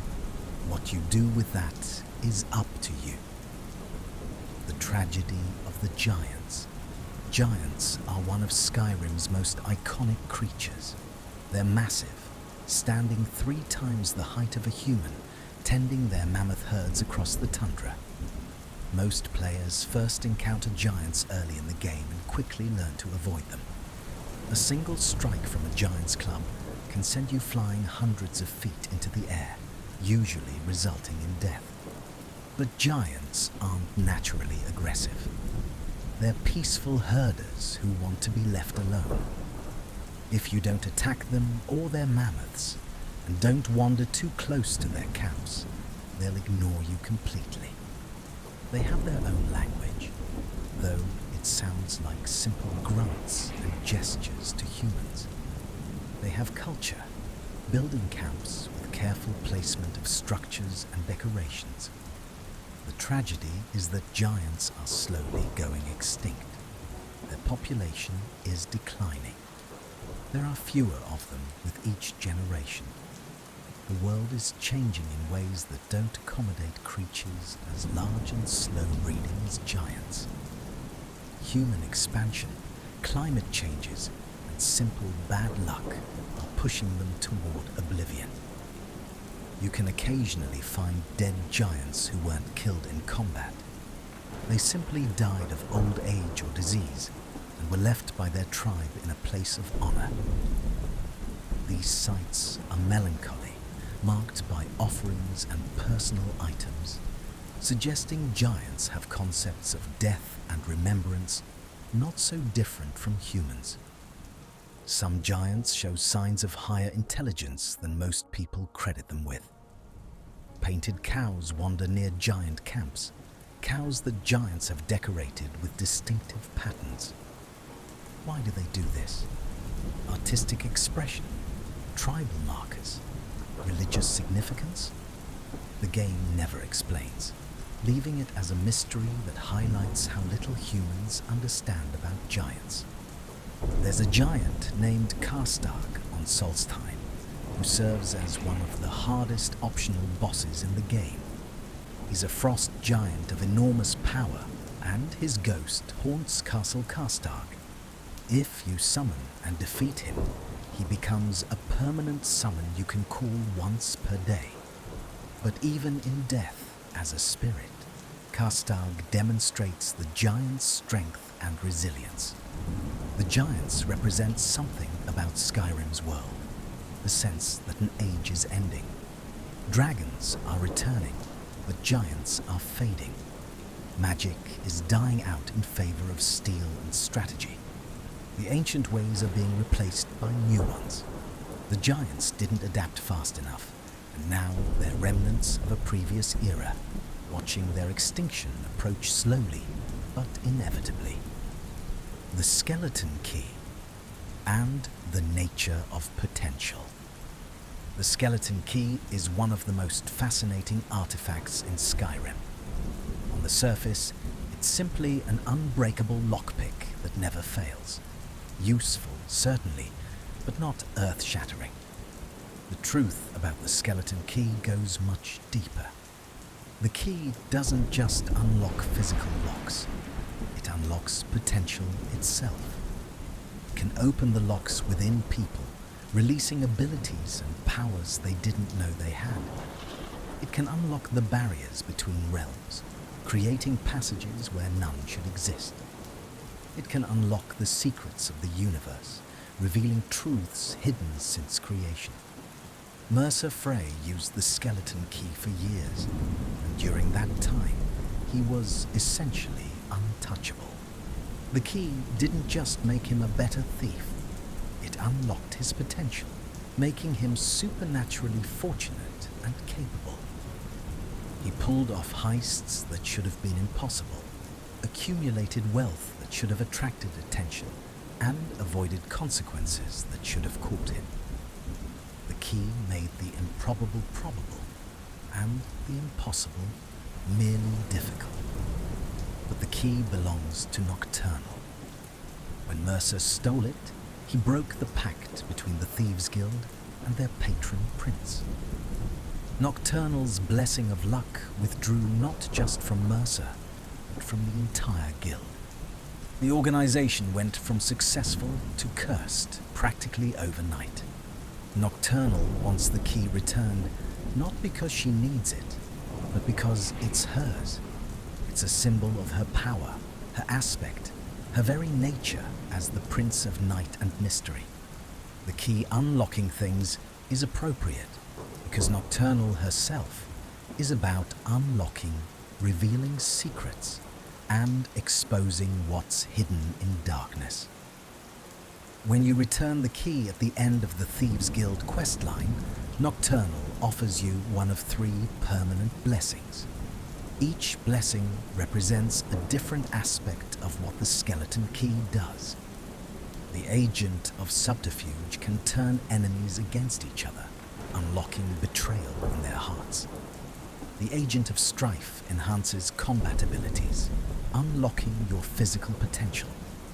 The agent of stealth makes you harder to detect, unlocking the path of shadows.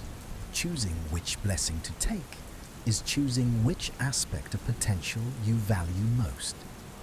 And once chosen, you're marked as a nightingale, bound to serve Nocturnal even after death. Your soul will guard the Twilight Sepulchre for eternity, protecting the portal to Everglow. It's a steep price for power, trading an eternity of service for temporary advantage in mortal life. The truth about the Greybeards. The Greybeards present themselves as monks dedicated to the peaceful study of the Thu'um, and this is true. But their history is more complicated than they typically reveal. They weren't the first to master the voice. They're the inheritors of a tradition that began during the Dragon War, but has evolved significantly since then. Master Arngeir, the Greybeard who can still speak safely, explains that the way of the voice is about inner peace, about mastering yourself before attempting to master the world around you. This philosophy emerged after the Dragon War, when warriors realized the destructive potential of the Thu'um in human hands. But not everyone agreed with this interpretation. Some ancient Nord heroes believed the voice should be used as a weapon, that the gods gave humans this power specifically to fight dragons and other threats. A philosophical split occurred between those who saw the voice as sacred meditation and those who saw it as a divine weapon. The Greybeards represent the meditative tradition that won out, becoming the dominant interpretation of how the voice should be used. But the warrior tradition didn't completely disappear. Ulfric Stormcloak studied with the Greybeards, but rejected their philosophy, using his voice to kill High King Torkig. The Blades, before their near extinction, also believed the voice was meant as a weapon for the Dragonborn to use against threats to Tamriel. High Hrothgar itself is ancient, built on the throat of the world before written history began. The original builders are unknown. Some legends claim the first Greybeards built it. Others say it existed before the Greybeards, and they simply occupied an existing structure. The 7,000 steps leading up to High Hrothgar are marked with tablets teaching the philosophy of the voice, but these tablets were added later, their lessons imposed on a much older pilgrimage route. Paarthurnax, living at the very peak above High Hrothgar, isn't technically a Greybeard. He's the Greybeard's master, the one who taught humans the Thu'um in the first place. His relationship with the Greybeards is complex. They revere him as the source of their knowledge, but they also know he's a dragon who betrayed his own kind. Can he be trusted? Has he truly overcome his nature? Or is he simply patient, waiting for an opportunity to betray them, as he betrayed Alduin? The Blades, when you tell them Paarthurnax is alive, demand you kill him. They argue that no dragon can be trusted, that Paarthurnax's past crimes against humanity are too severe to forgive, and that allowing him to live is a threat to future generations. The Greybeards counter that Paarthurnax has spent thousands of years atoning, that judging him by his ancient past rather than his present actions is unjust. The choice of whether to kill Paarthurnax is one of Skyrim's most debated moral dilemmas. Both sides have legitimate arguments. Paarthurnax did commit atrocities during his service to Alduin. He killed countless humans. But he also taught humans the voice, enabling them to fight back, and has spent millennia in meditation trying to overcome his dragon nature. Does redemption require death? Can anyone, even a dragon, truly change? The Falmer's lost architecture. Before they became the twisted, blind creatures hunting in Dwemer ruins, the Snow Elves built their own magnificent civilization. Very little of their architecture remains visible in Skyrim, destroyed during the genocidal war with the Admirals, or buried under ice and time. But in the Dawnguard expansion, you visit a place called the Forgotten Vale, a hidden valley where a Snow Elf temple still stands. This temple, dedicated to the god Auriel, is one of the few intact Snow Elf structures remaining in Tamriel.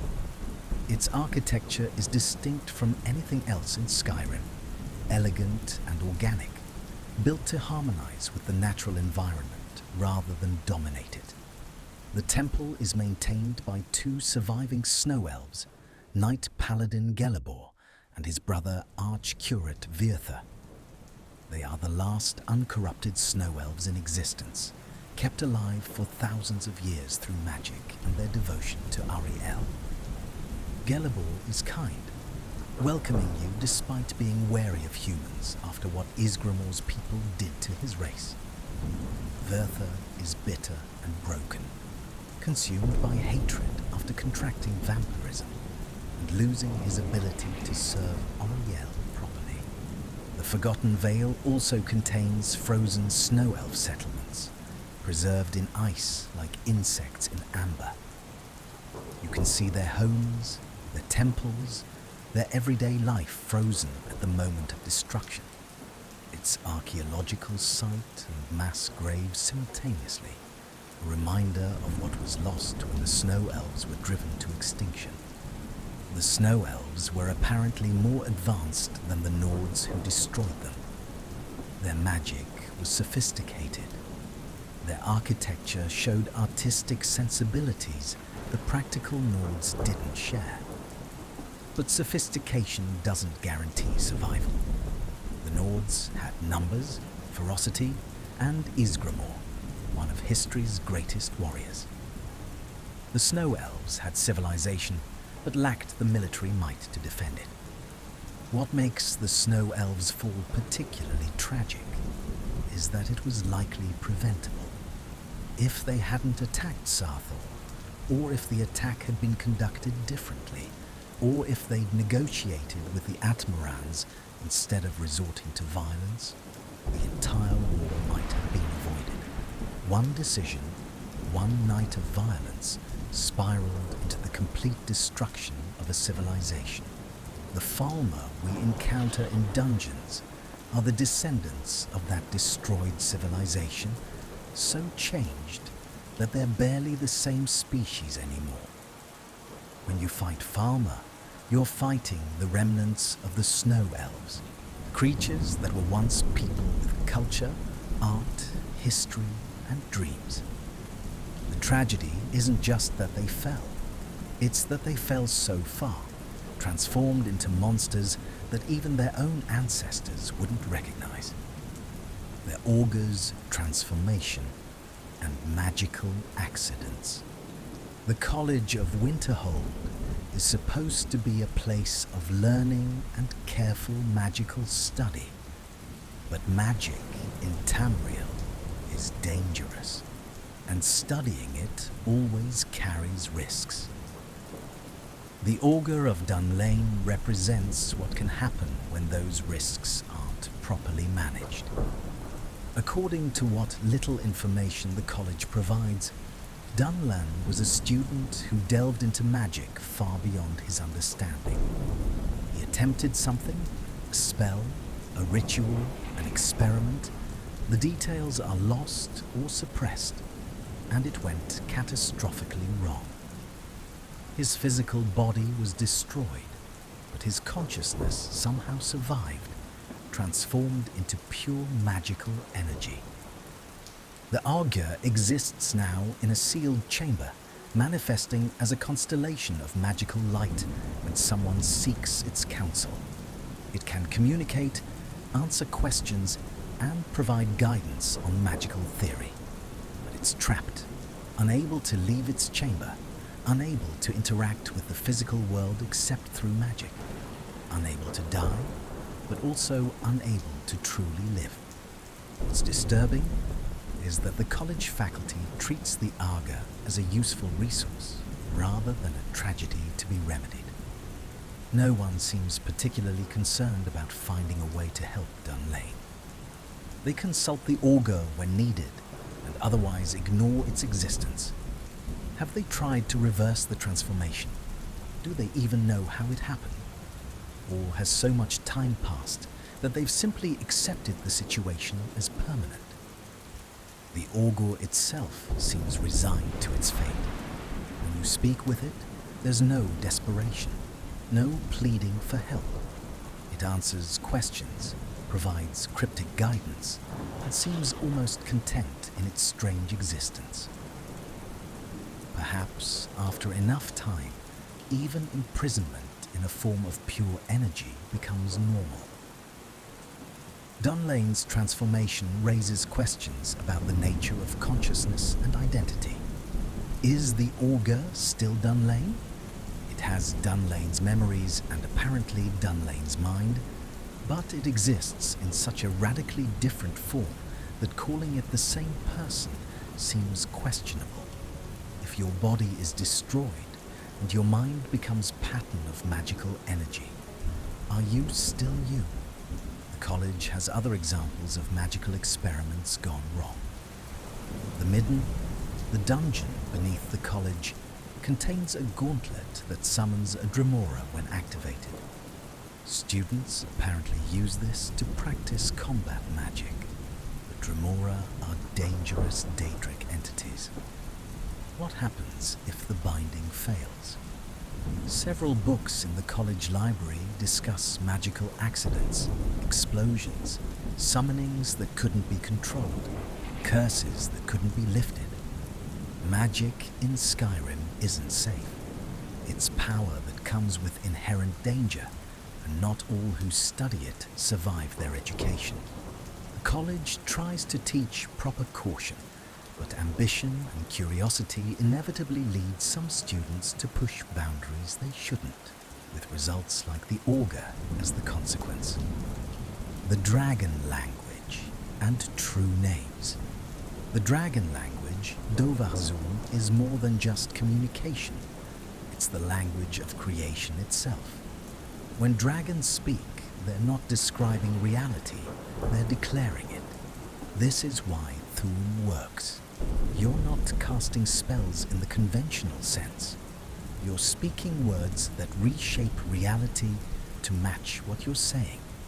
Each dragon has a name in Dwemer, and that name is their very essence.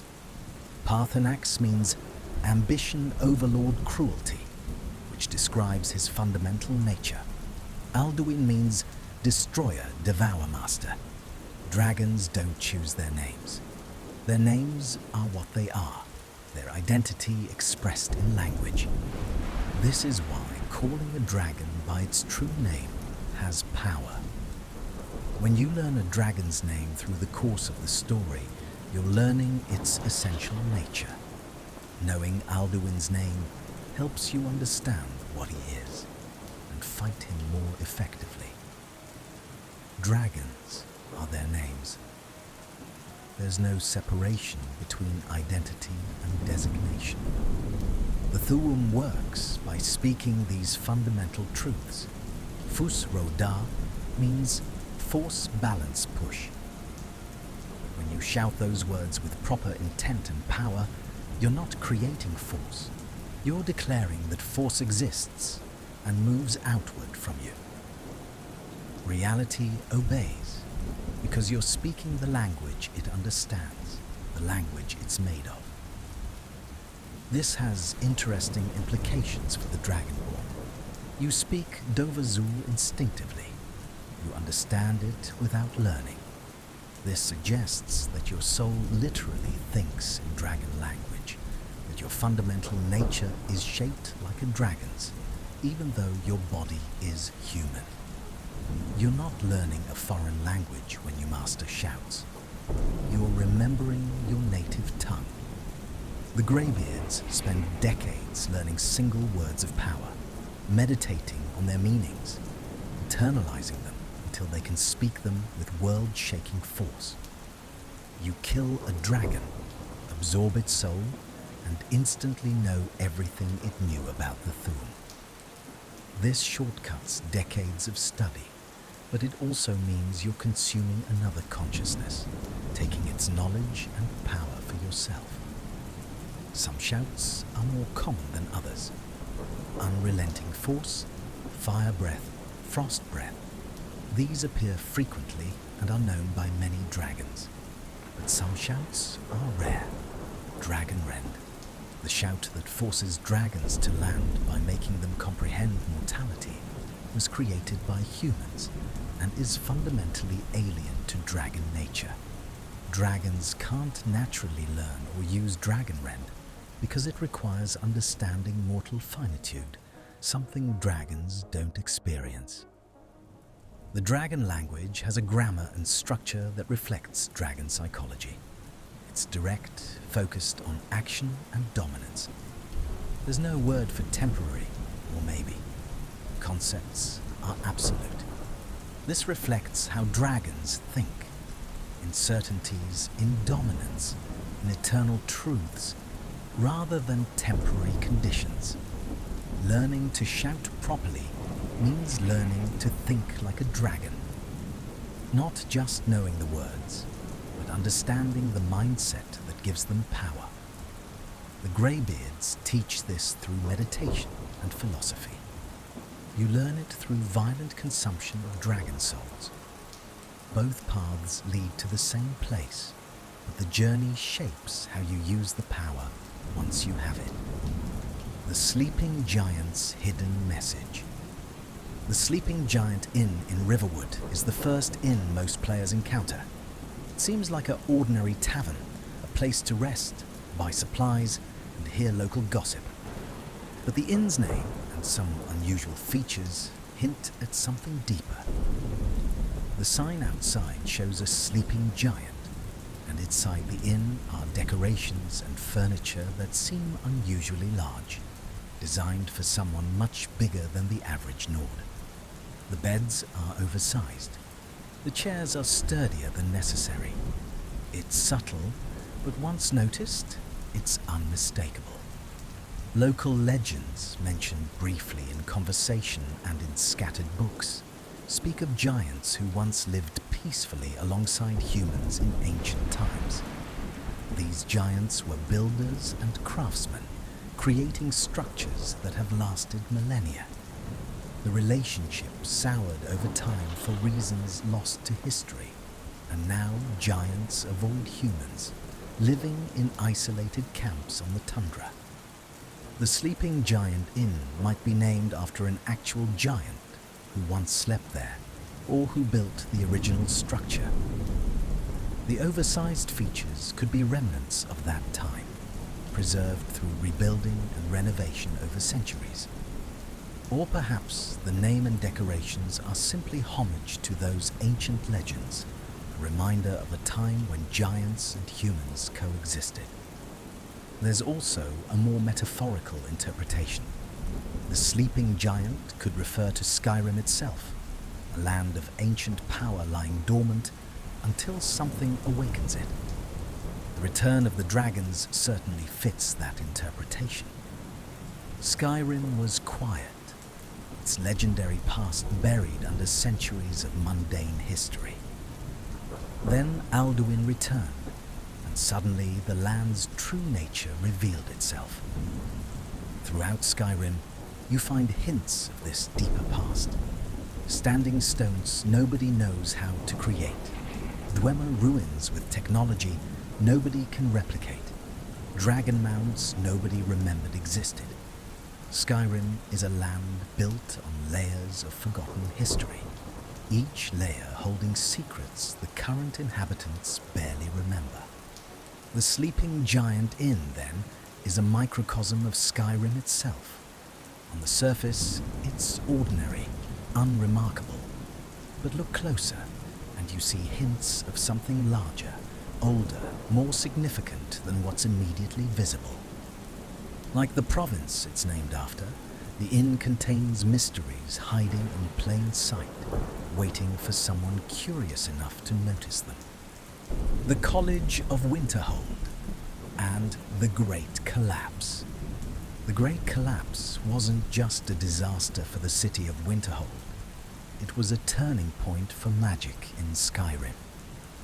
Before the collapse, the college was integrated into the city, mages and Nords living together in relative harmony.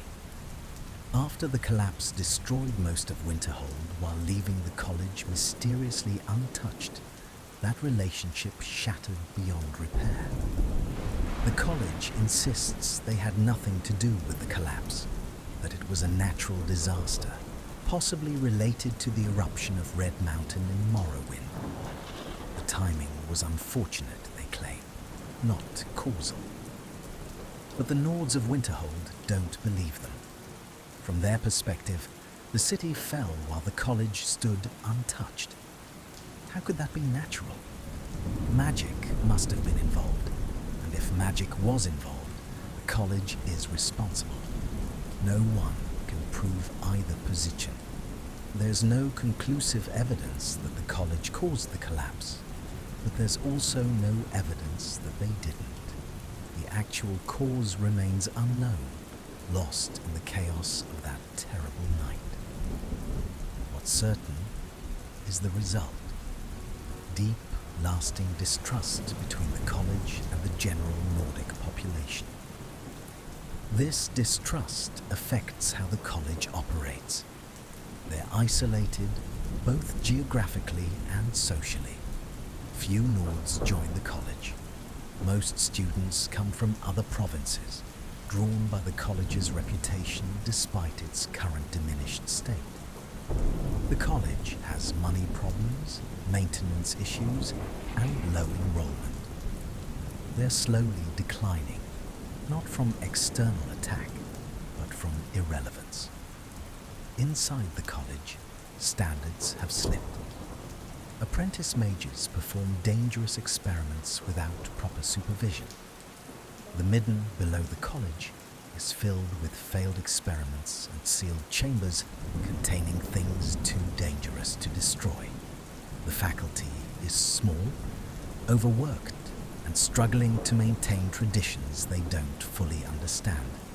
Tolfdir, one of the senior mages, admits that much knowledge has been lost over the years. Spells that were common centuries ago are now barely understood.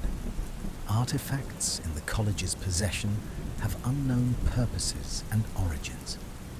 They're custodians of knowledge they can't fully access, librarians who can't read half the books in their care.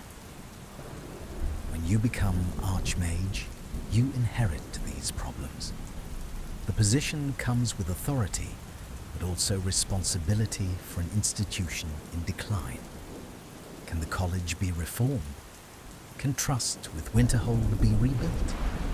Or is the college destined to fade further, becoming a footnote in history, another casualty of the changing times? The college represents magic's place in the Fourth Era, respected but feared, powerful but declining, holding ancient knowledge but struggling with current relevance. It's a microcosm of how magic itself is treated in Skyrim, acknowledged as real and potent, but increasingly marginalized in favor of steel and strategy. The mystery of Magnus and the Sun. Magnus is the god of magic, the architect who designed Mundus, the mortal plane. According to myth, Magnus looked at what he'd created and was horrified by the cost. Creating Mundus required enormous sacrifice from the Et Ada who participated. Their divine essence was being drained to fuel reality itself. Terrified, Magnus fled. He tore a hole through oblivion and escaped back to Aetherius, the realm of magic and light. The hole he left became the sun. Lesser spirits who followed him created smaller holes, which became the stars. This is why the sun and stars radiate magical energy in the Elder Scrolls universe. The Eye of Magnus, found beneath Sarthal, might literally be Magnus's eye, torn out or left behind when he fled. Or it might be something else entirely, a tool he used in designing reality, a piece of the blueprint for existence itself. The College of Winterhold can't determine what it is, only that it contains magical power on a scale that dwarfs anything else they've encountered. Magnus's flee from Mundus is seen differently by different cultures. To most, it's cowardice, abandoning his creation when it became difficult. but others argue Magnus was wise. He recognized a trap and escaped before being consumed like the other Etiader. His departure wasn't betrayal, but survival, and without him escaping, there would be no sun, no source of magical energy flowing into Mundus from Aetherius. Magic in Tamriel comes from Aetherius, flowing through the sun and stars into the mortal plane. Magicka, the energy mages manipulate, is literally Magnus's gift, whether he intended it as such or not. Every spell cast draws on this energy, pulling it from Aetherius through the holes Magnus and his followers created. This makes Magnus paradoxical. He abandoned Mundus, but is also the source of its magic. He designed reality, but fled from his own creation. He's worshipped as a god of magic, but might not care about mortals at all. His gift of magic might not be a gift, but simply a side effect of his escape route. The Blades and their extinction. The Blades were once the most elite organization in Tamriel. They served as bodyguards to the Emperor, spies throughout the provinces, and dragon slayers when dragons still lived. They were legendary warriors bound by oaths of loyalty and service, the hidden hand that maintained the Empire's stability for centuries. Then, the Thalmor destroyed them. During the Great War, the Thalmor demanded the Empire disband the Blades as part of the White Gold Concordat. The Empire refused initially, but eventually had no choice. The Thalmor hunted the Blades systematically, killing them wherever they found them. The Empire couldn't or wouldn't protect them. Within a few years, an organization that had existed for millennia was reduced to scattered survivors, hiding across Tamriel. In Skyrim, only 2 Blades remain, Delphine and Esbern. Delphine operates undercover as an innkeeper in Riverwood, watching for signs of dragon activity. Esbern hides in Riften sewers, paranoid and half-mad from years of isolation. They're the last remnants of a once proud organization, shadows of what the Blades were. When dragons return and you reveal yourself as Dragonborn, the Blades see an opportunity to rebuild. In their view, you're the one they've been waiting for, the prophesied hero they're meant to serve. They want to reform the Blades with you as their focus, killing dragons and restoring their order's purpose. But the Blades' philosophy has problems. They're absolutists who see all dragons as enemies to be exterminated without exception. When they learn Paarthurnax still lives, they demand you kill him, refusing to accept that a dragon could change. To them, Paarthurnax's ancient crimes outweigh his millennia of meditation and his crucial help in defeating Alduin. This creates a fundamental conflict. The Greybeards, who taught you about the voice and guided your development, ask you to spare Paarthurnax. The Blades, who want to serve you as Dragonborn, demand you kill him. Both sides claim to know what's right. Both claim their way honors the Dragonborn's true purpose. The game lets you choose, but choosing the Blades means betraying the Greybeards and killing someone who helped you. Choosing the Greybeards means the Blades refuse to work with you further, and you lose access to their questline. There's no compromise that satisfies both sides. This reflects the Blades' fundamental problem. They're trying to resurrect an organization that died for good reason. The world has changed. The empire they served has weakened. The dragons they existed to fight are returning, but not in the way they expected.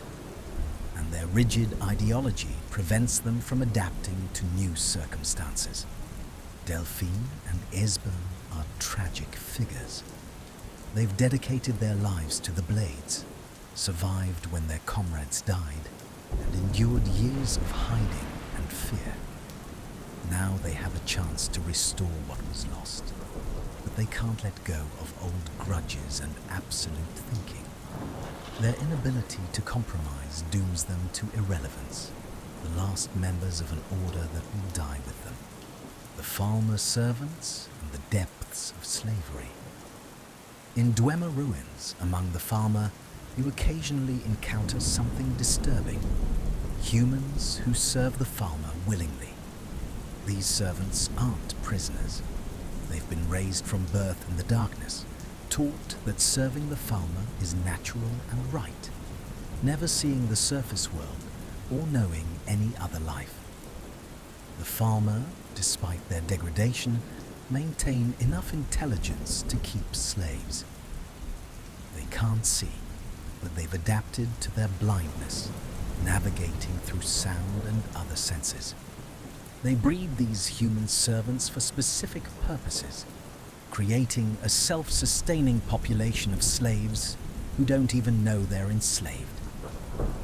These servants attack you on sight, defending their Falmer masters. They've been so thoroughly conditioned that they see surface dwellers as the enemy, as invaders threatening their home. The irony is painful. These are humans defending the descendants of Snow Elves against other humans, completely unaware of the historical dynamics at play. Where do these servants come from? The Falmer must be capturing people from the surface and bringing them underground. Perhaps they take orphans, travelers who wander too close to certain cave entrances, anyone who won't be missed. Raised in darkness, never taught language properly, these children grow into adults who know only servitude. It's one of Skyrim's darker implications, hidden in the background where many players never consciously notice it. The game doesn't draw attention to these servants or explain their presence. They're just there, enemies among enemies. Their existence a quiet horror that says terrible things about what the Falmer have become and what they're capable of. The Dwemer enslaved the Snow Elves and broke them through generations of abuse. Now the Falmer, twisted into monsters, perpetuate that cycle with humans. Slavery creates more slavery. Abuse creates more abuse. The sins of the Dwemer echo through time, producing new atrocities long after the Dwemer themselves have vanished. The Dragon Priests and their eternal watch. The Dragon Priests ruled Skyrim in the dragons' names during the height of the dragon cult. They were humans granted power and near immortality by the dragons they served, intermediaries between draconic masters and mortal subjects. Each dragon priest controlled a region, enforcing the dragon's will and collecting tribute. When you encounter dragon priests in Skyrim, they've been entombed for thousands of years, but remain aware in some fashion. They're undead, but not mindless. They remember their purpose and defend their tombs with powerful magic and relentless determination. Each wears an ornate mask that serves as both armor and symbol of authority. The masks are artifacts of significant power. Collecting them all reveals a shrine in Labyrinthian, where a ninth mask, Konarik, can be obtained. This suggests a hierarchy among the dragon priests, with 8 regional priests, and possibly one high priest who commanded them all. The dragon priests volunteered for this half-life. They knew serving the dragons would transform them, granting power at the cost of their humanity. They made this choice willingly, believing draconic rule was right and proper. From their perspective, humans were meant to serve dragons. The dragon cult wasn't oppression, but natural order. This makes the dragon priests complex antagonists. They're not evil in a simple sense. They genuinely believed in what they were doing. They thought they were bringing order and civilization to humanity under draconic guidance. The fact that this order involved brutal tyranny didn't trouble them. They saw it as necessary, the price of stability. When the Dragon War erupted and humans rebelled, the dragon priests fought to preserve the system they'd built. Many died in the conflict. Others were entombed, sealed away, but not destroyed, waiting in darkness for thousands of years. Did they know they were losing? Did they understand that the world they fought for was ending? Or did they die believing dragons would eventually triumph? Now, when you awaken them accidentally by exploring their tombs, they attack immediately. They don't negotiate or explain. They simply try to kill you, defending their tombs and their ancient purpose with everything they have. They're loyal to masters who have been dead or sleeping for millennia, guarding treasures no one remembers the purpose of. There's something tragic about that dedication. The dragon priests gave up their humanity for a cause that lost. They transformed themselves into undead horrors. And for what? So they could wait in darkness for thousands of years and then die for real when adventurers come looking for treasure. Their loyalty is absolute, but also pointless, defending a world that no longer exists for masters who wouldn't recognize them anymore. The lusty Argonian maid and Crassius Curio. Among the books scattered throughout Skyrim, one of the most infamous is The Lusty Argonian Maid, a play by Crassius Curio. It's essentially pornographic literature, a comedy of manners with heavy sexual innuendo involving an Argonian maid and her employer. Players find it everywhere. In dungeons, in homes, in bandit camps. Its ubiquity is its own joke. But there's actual lore behind this comedy. Crassius Curio was a real person, a counselor in Morrowind during the time of that game. He was famous for his eccentricity, his wealth, and his somewhat predatory behavior toward attractive individuals. The lusty Argonian maid is consistent with his character, a work that's simultaneously artistic achievement and crude exploitation. The book's presence in Skyrim, 200 years after it was written and in a different province, speaks to its enduring popularity. It's been copied, distributed, and preserved through generations. This raises interesting questions about Tamriel's culture. What does it mean that this particular book survived when so much other knowledge was lost? It suggests that even in a fantasy world of dragons and magic, people are still people. They enjoy crude humor and erotic literature. They collect books that entertain them, even if those books aren't respectable. The lusty Argonian maid survival is a reminder that cultures preserve what they value, and sometimes what they value is silly, base, or embarrassing. There's also something humanizing about finding this book in a bandit camp. Bandits are enemies you kill without much thought. But they read books. They have senses of humor. They're people who made bad choices or had no other options, not just obstacles to be overcome. That one of them carried a copy of an erotic play makes them more real, more relatable, even as you're fighting them. Sovngarde's Hall and the Ancient Heroes. When you finally reach Sovngarde during the main quest, you find the Hall of Valor, a massive mead hall where the greatest Nordic heroes feast eternally. Inside, you meet legends. Ysgramor sits at the head of the table, the founder of Skyrim's human civilization. The ancient heroes who first defeated Alduin sit nearby, their names famous in song and story for thousands of years. These heroes agree to help you fight Alduin one more time. They leave the Hall of Valor, venture out into the mist where Alduin lurks, and fight alongside you in the final battle. For them, this is another adventure, another chance to prove their valor. Death has no meaning here. They're already dead.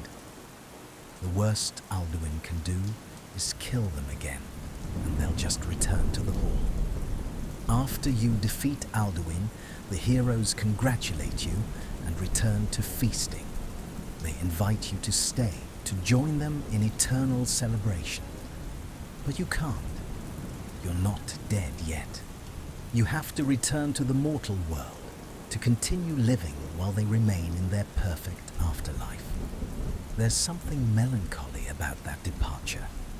You've achieved the greatest victory possible, defeated the World-Eater, saved reality itself. And your reward is returning to normal life, where people mostly don't understand what you did or why it mattered. The ancient heroes get to rest in glory. You have to go back to Skyrim and deal with civil war politics and bandit camps. The Hall of Valor reveals Nordic values in their purest form. The heroes who feast there are warriors primarily. There are no great artists, no brilliant scholars, no wise rulers, unless those rulers also proved themselves in combat. Sovngarde is for those who die bravely in battle, which means Nordic culture ultimately values martial courage above all other virtues. This isn't presented as wrong necessarily, just as the way Nords understand honor and worth. Other cultures have different afterlives based on different values. The Nords created Sovngarde through their belief, shaped it with their expectations, and now it exists as the perfect expression of what they think the afterlife should be. The Civil War's casualties. The civil war between the Empire and Stormcloaks produces thousands of casualties. Soldiers die in battles. Civilians are caught in crossfire.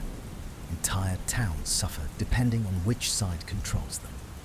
The human cost is staggering, and the game makes you participate in creating that cost.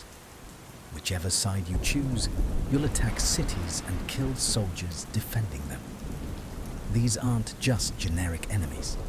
They have names, even if those names are procedurally generated. They had lives, families, reasons for fighting, and you kill them in large numbers to advance your faction's goals. The game doesn't dwell on this. There are no scenes of grieving widows or orphan children. The bodies disappear. The cities rebuild between quests. Life goes on. But the implication is there if you think about it. Every soldier you kill was a person. Every city you attack has civilians who suffer regardless of who wins. Neither side is clearly right. The Empire wants unity to eventually oppose the Thalmor, but has compromised its principles to survive. The Stormcloaks want freedom, but are playing into Thalmor hands by weakening the only force capable of resisting them.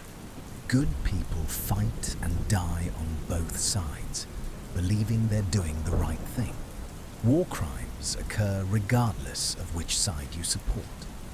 If you side with the Imperials and attack Windhelm, you're invading the Stormcloaks' capital and killing soldiers defending their home. If you side with the Stormcloaks and attack Solitude, you're besieging the Empire's stronghold in Skyrim and killing soldiers trying to maintain order. Both actions are legally and morally complicated. The Civil War's end doesn't bring clear resolution. Whichever side wins, the problems that caused the war remain. The Talos worship ban is still technically in effect. The Thalmor are still manipulating events. The Empire is still weakened. Skyrim is still divided in sentiment, even if militarily unified under one faction. Your victory in the Civil War is Pyrrhic. You've won battles, but not solved the underlying issues. The last Dragonborn's ultimate fate. The game never tells you what happens to the last Dragonborn after the events of Skyrim. You defeat Alduin, stop the Civil War one way or another, resolve various crises, and then, what? Do you grow old and die like any other mortal? Do you ascend to become something more? Does your dragon soul grant you some form of immortality? There are multiple possible fates suggested by the game's various quest lines. If you become a vampire, you're functionally immortal, potentially living for thousands of years. If you serve Hermaeus Mora extensively, your soul might be claimed by him at death. If you become a nightingale of Nocturnal, you're bound to serve her in death. If you complete the Dark Brotherhood questline, Sithis might have a claim on your soul. The Dragonborn might go to Sovngarde like any Nord warrior, but their dragon soul complicates that. Dragons don't have conventional afterlives. They exist outside the normal cycle of death and rebirth. Alduin can resurrect dead dragons by speaking their names. Does this mean the Dragonborn could be resurrected the same way? Some fans theorize that the last Dragonborn eventually becomes a god. Talos was a mortal who achieved godhood. The Dragonborn has similar world-shaking accomplishments and is already partially divine through their dragon soul. It's not impossible that they could walk the path Talos walked, mantling divinity through their deeds and nature. Others think the Dragonborn's fate is intentionally left ambiguous so players can imagine their own endings. Maybe your character settles down, buys a house, gets married, and lives peacefully. Maybe they continue adventuring until they die in some forgotten dungeon. Maybe they disappear into legend like Tiber Septim, with their ultimate fate unknown even to historians. The beauty of this ambiguity is that it's personal. Your Dragonborn story is yours to complete in imagination. The game provides the framework, but you determine the meaning and conclusion. Every player's Dragonborn potentially has a different fate, and all of them are valid within the law's possibilities. The betrayed and the Wisp Mother's sorrow. Throughout Skyrim, in lonely places, you encounter Wisp Mothers, ghostly women accompanied by floating wisps of light. They're hostile, attacking with ice magic and summoning their wisps to fight alongside them. They're undead spirits, but unlike Draugr or ghosts, they're not bound to specific tombs or locations. They wander, searching for something. According to Nord legend, Wisp Mothers are the spirits of women who died in grief, betrayed by lovers or mourning dead children. Their sorrow and anger prevent them from passing on to proper afterlife. They remain in the mortal world as vengeful spirits, taking their pain out on anyone unfortunate enough to encounter them. The wisps themselves might be fragments of the Wisp Mother's soul, or the souls of her lost children. They orbit her, protective and loyal, the only companions she has left. When you fight a Wisp Mother, you're essentially killing a creature that's already dead, a spirit so consumed by grief that it can't rest even in death. There's no way to help them. You can't resolve whatever tragedy created them. The game doesn't give you dialogue options to try to reason with them or lay them to rest peacefully. You can only fight and kill them, dispelling their spirits temporarily. They'll likely reform eventually, their grief too strong to be permanently destroyed. Wisp Mothers represent one of Skyrim's darker aspects of death and undeath. Not all who die rest peacefully. Some are trapped by their emotions, by unfinished business, by traumas so severe that death itself can't end their suffering. The Wisp Mothers wander Skyrim's cold mountains, forever searching, forever grieving, forever alone, except for the wisps that float around them. The Khajiit caravans and prejudice. Khajiit merchants travel Skyrim in caravans, trading goods outside the major cities. They're not allowed inside the cities themselves. The Nords claim this is because Khajiit are notorious smugglers and thieves, that letting them into cities would invite crime. The Khajiit counter that this stereotype is unjust and racist, that they're legitimate merchants being punished for their race. Both positions have some truth. Khajiit culture does have different attitudes toward property than Nordic culture. What a Nord considers theft, a Khajiit might consider clever acquisition. But not all Khajiit are thieves, and barring an entire race from cities based on stereotypes is clearly discriminatory. The caravan merchants are caught between worlds. They can't enter the cities, so they camp outside, vulnerable to bandits, wild animals, and harsh weather. They're trying to make honest livings, but are constantly suspected of dishonesty. Some of them do smuggle goods or fence stolen items, but they do so because legitimate business is made difficult by the discrimination they face. One Khajiit, Riasad, comments that the ban on Khajiit entering cities is relatively recent, implemented after some incident involving a Khajiit thief. All Khajiit are now punished for one individual's actions. This is collective punishment based on race, textbook discrimination, but the Nords don't see it that way. They see it as practical security policy. The situation reflects real-world issues of prejudice, profiling, and the self-fulfilling nature of discrimination. If you treat an entire group as criminals, some of them will turn to crime because you've restricted their legitimate options. Then their criminal behavior confirms your prejudice, justifying further discrimination in a cycle that's hard to break. Players can buy from the Khajiit caravans and complete quests for them, but you can't change the policy that keeps them outside the cities. The game presents this injustice as background detail, part of the world's texture.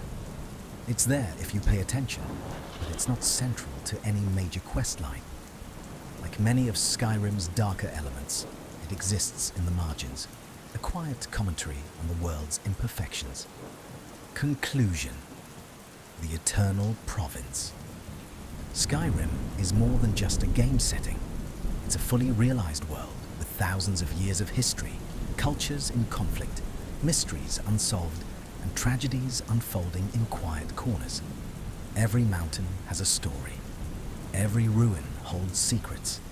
Every NPC, even the generic guards, exists within a broader context of lore and history.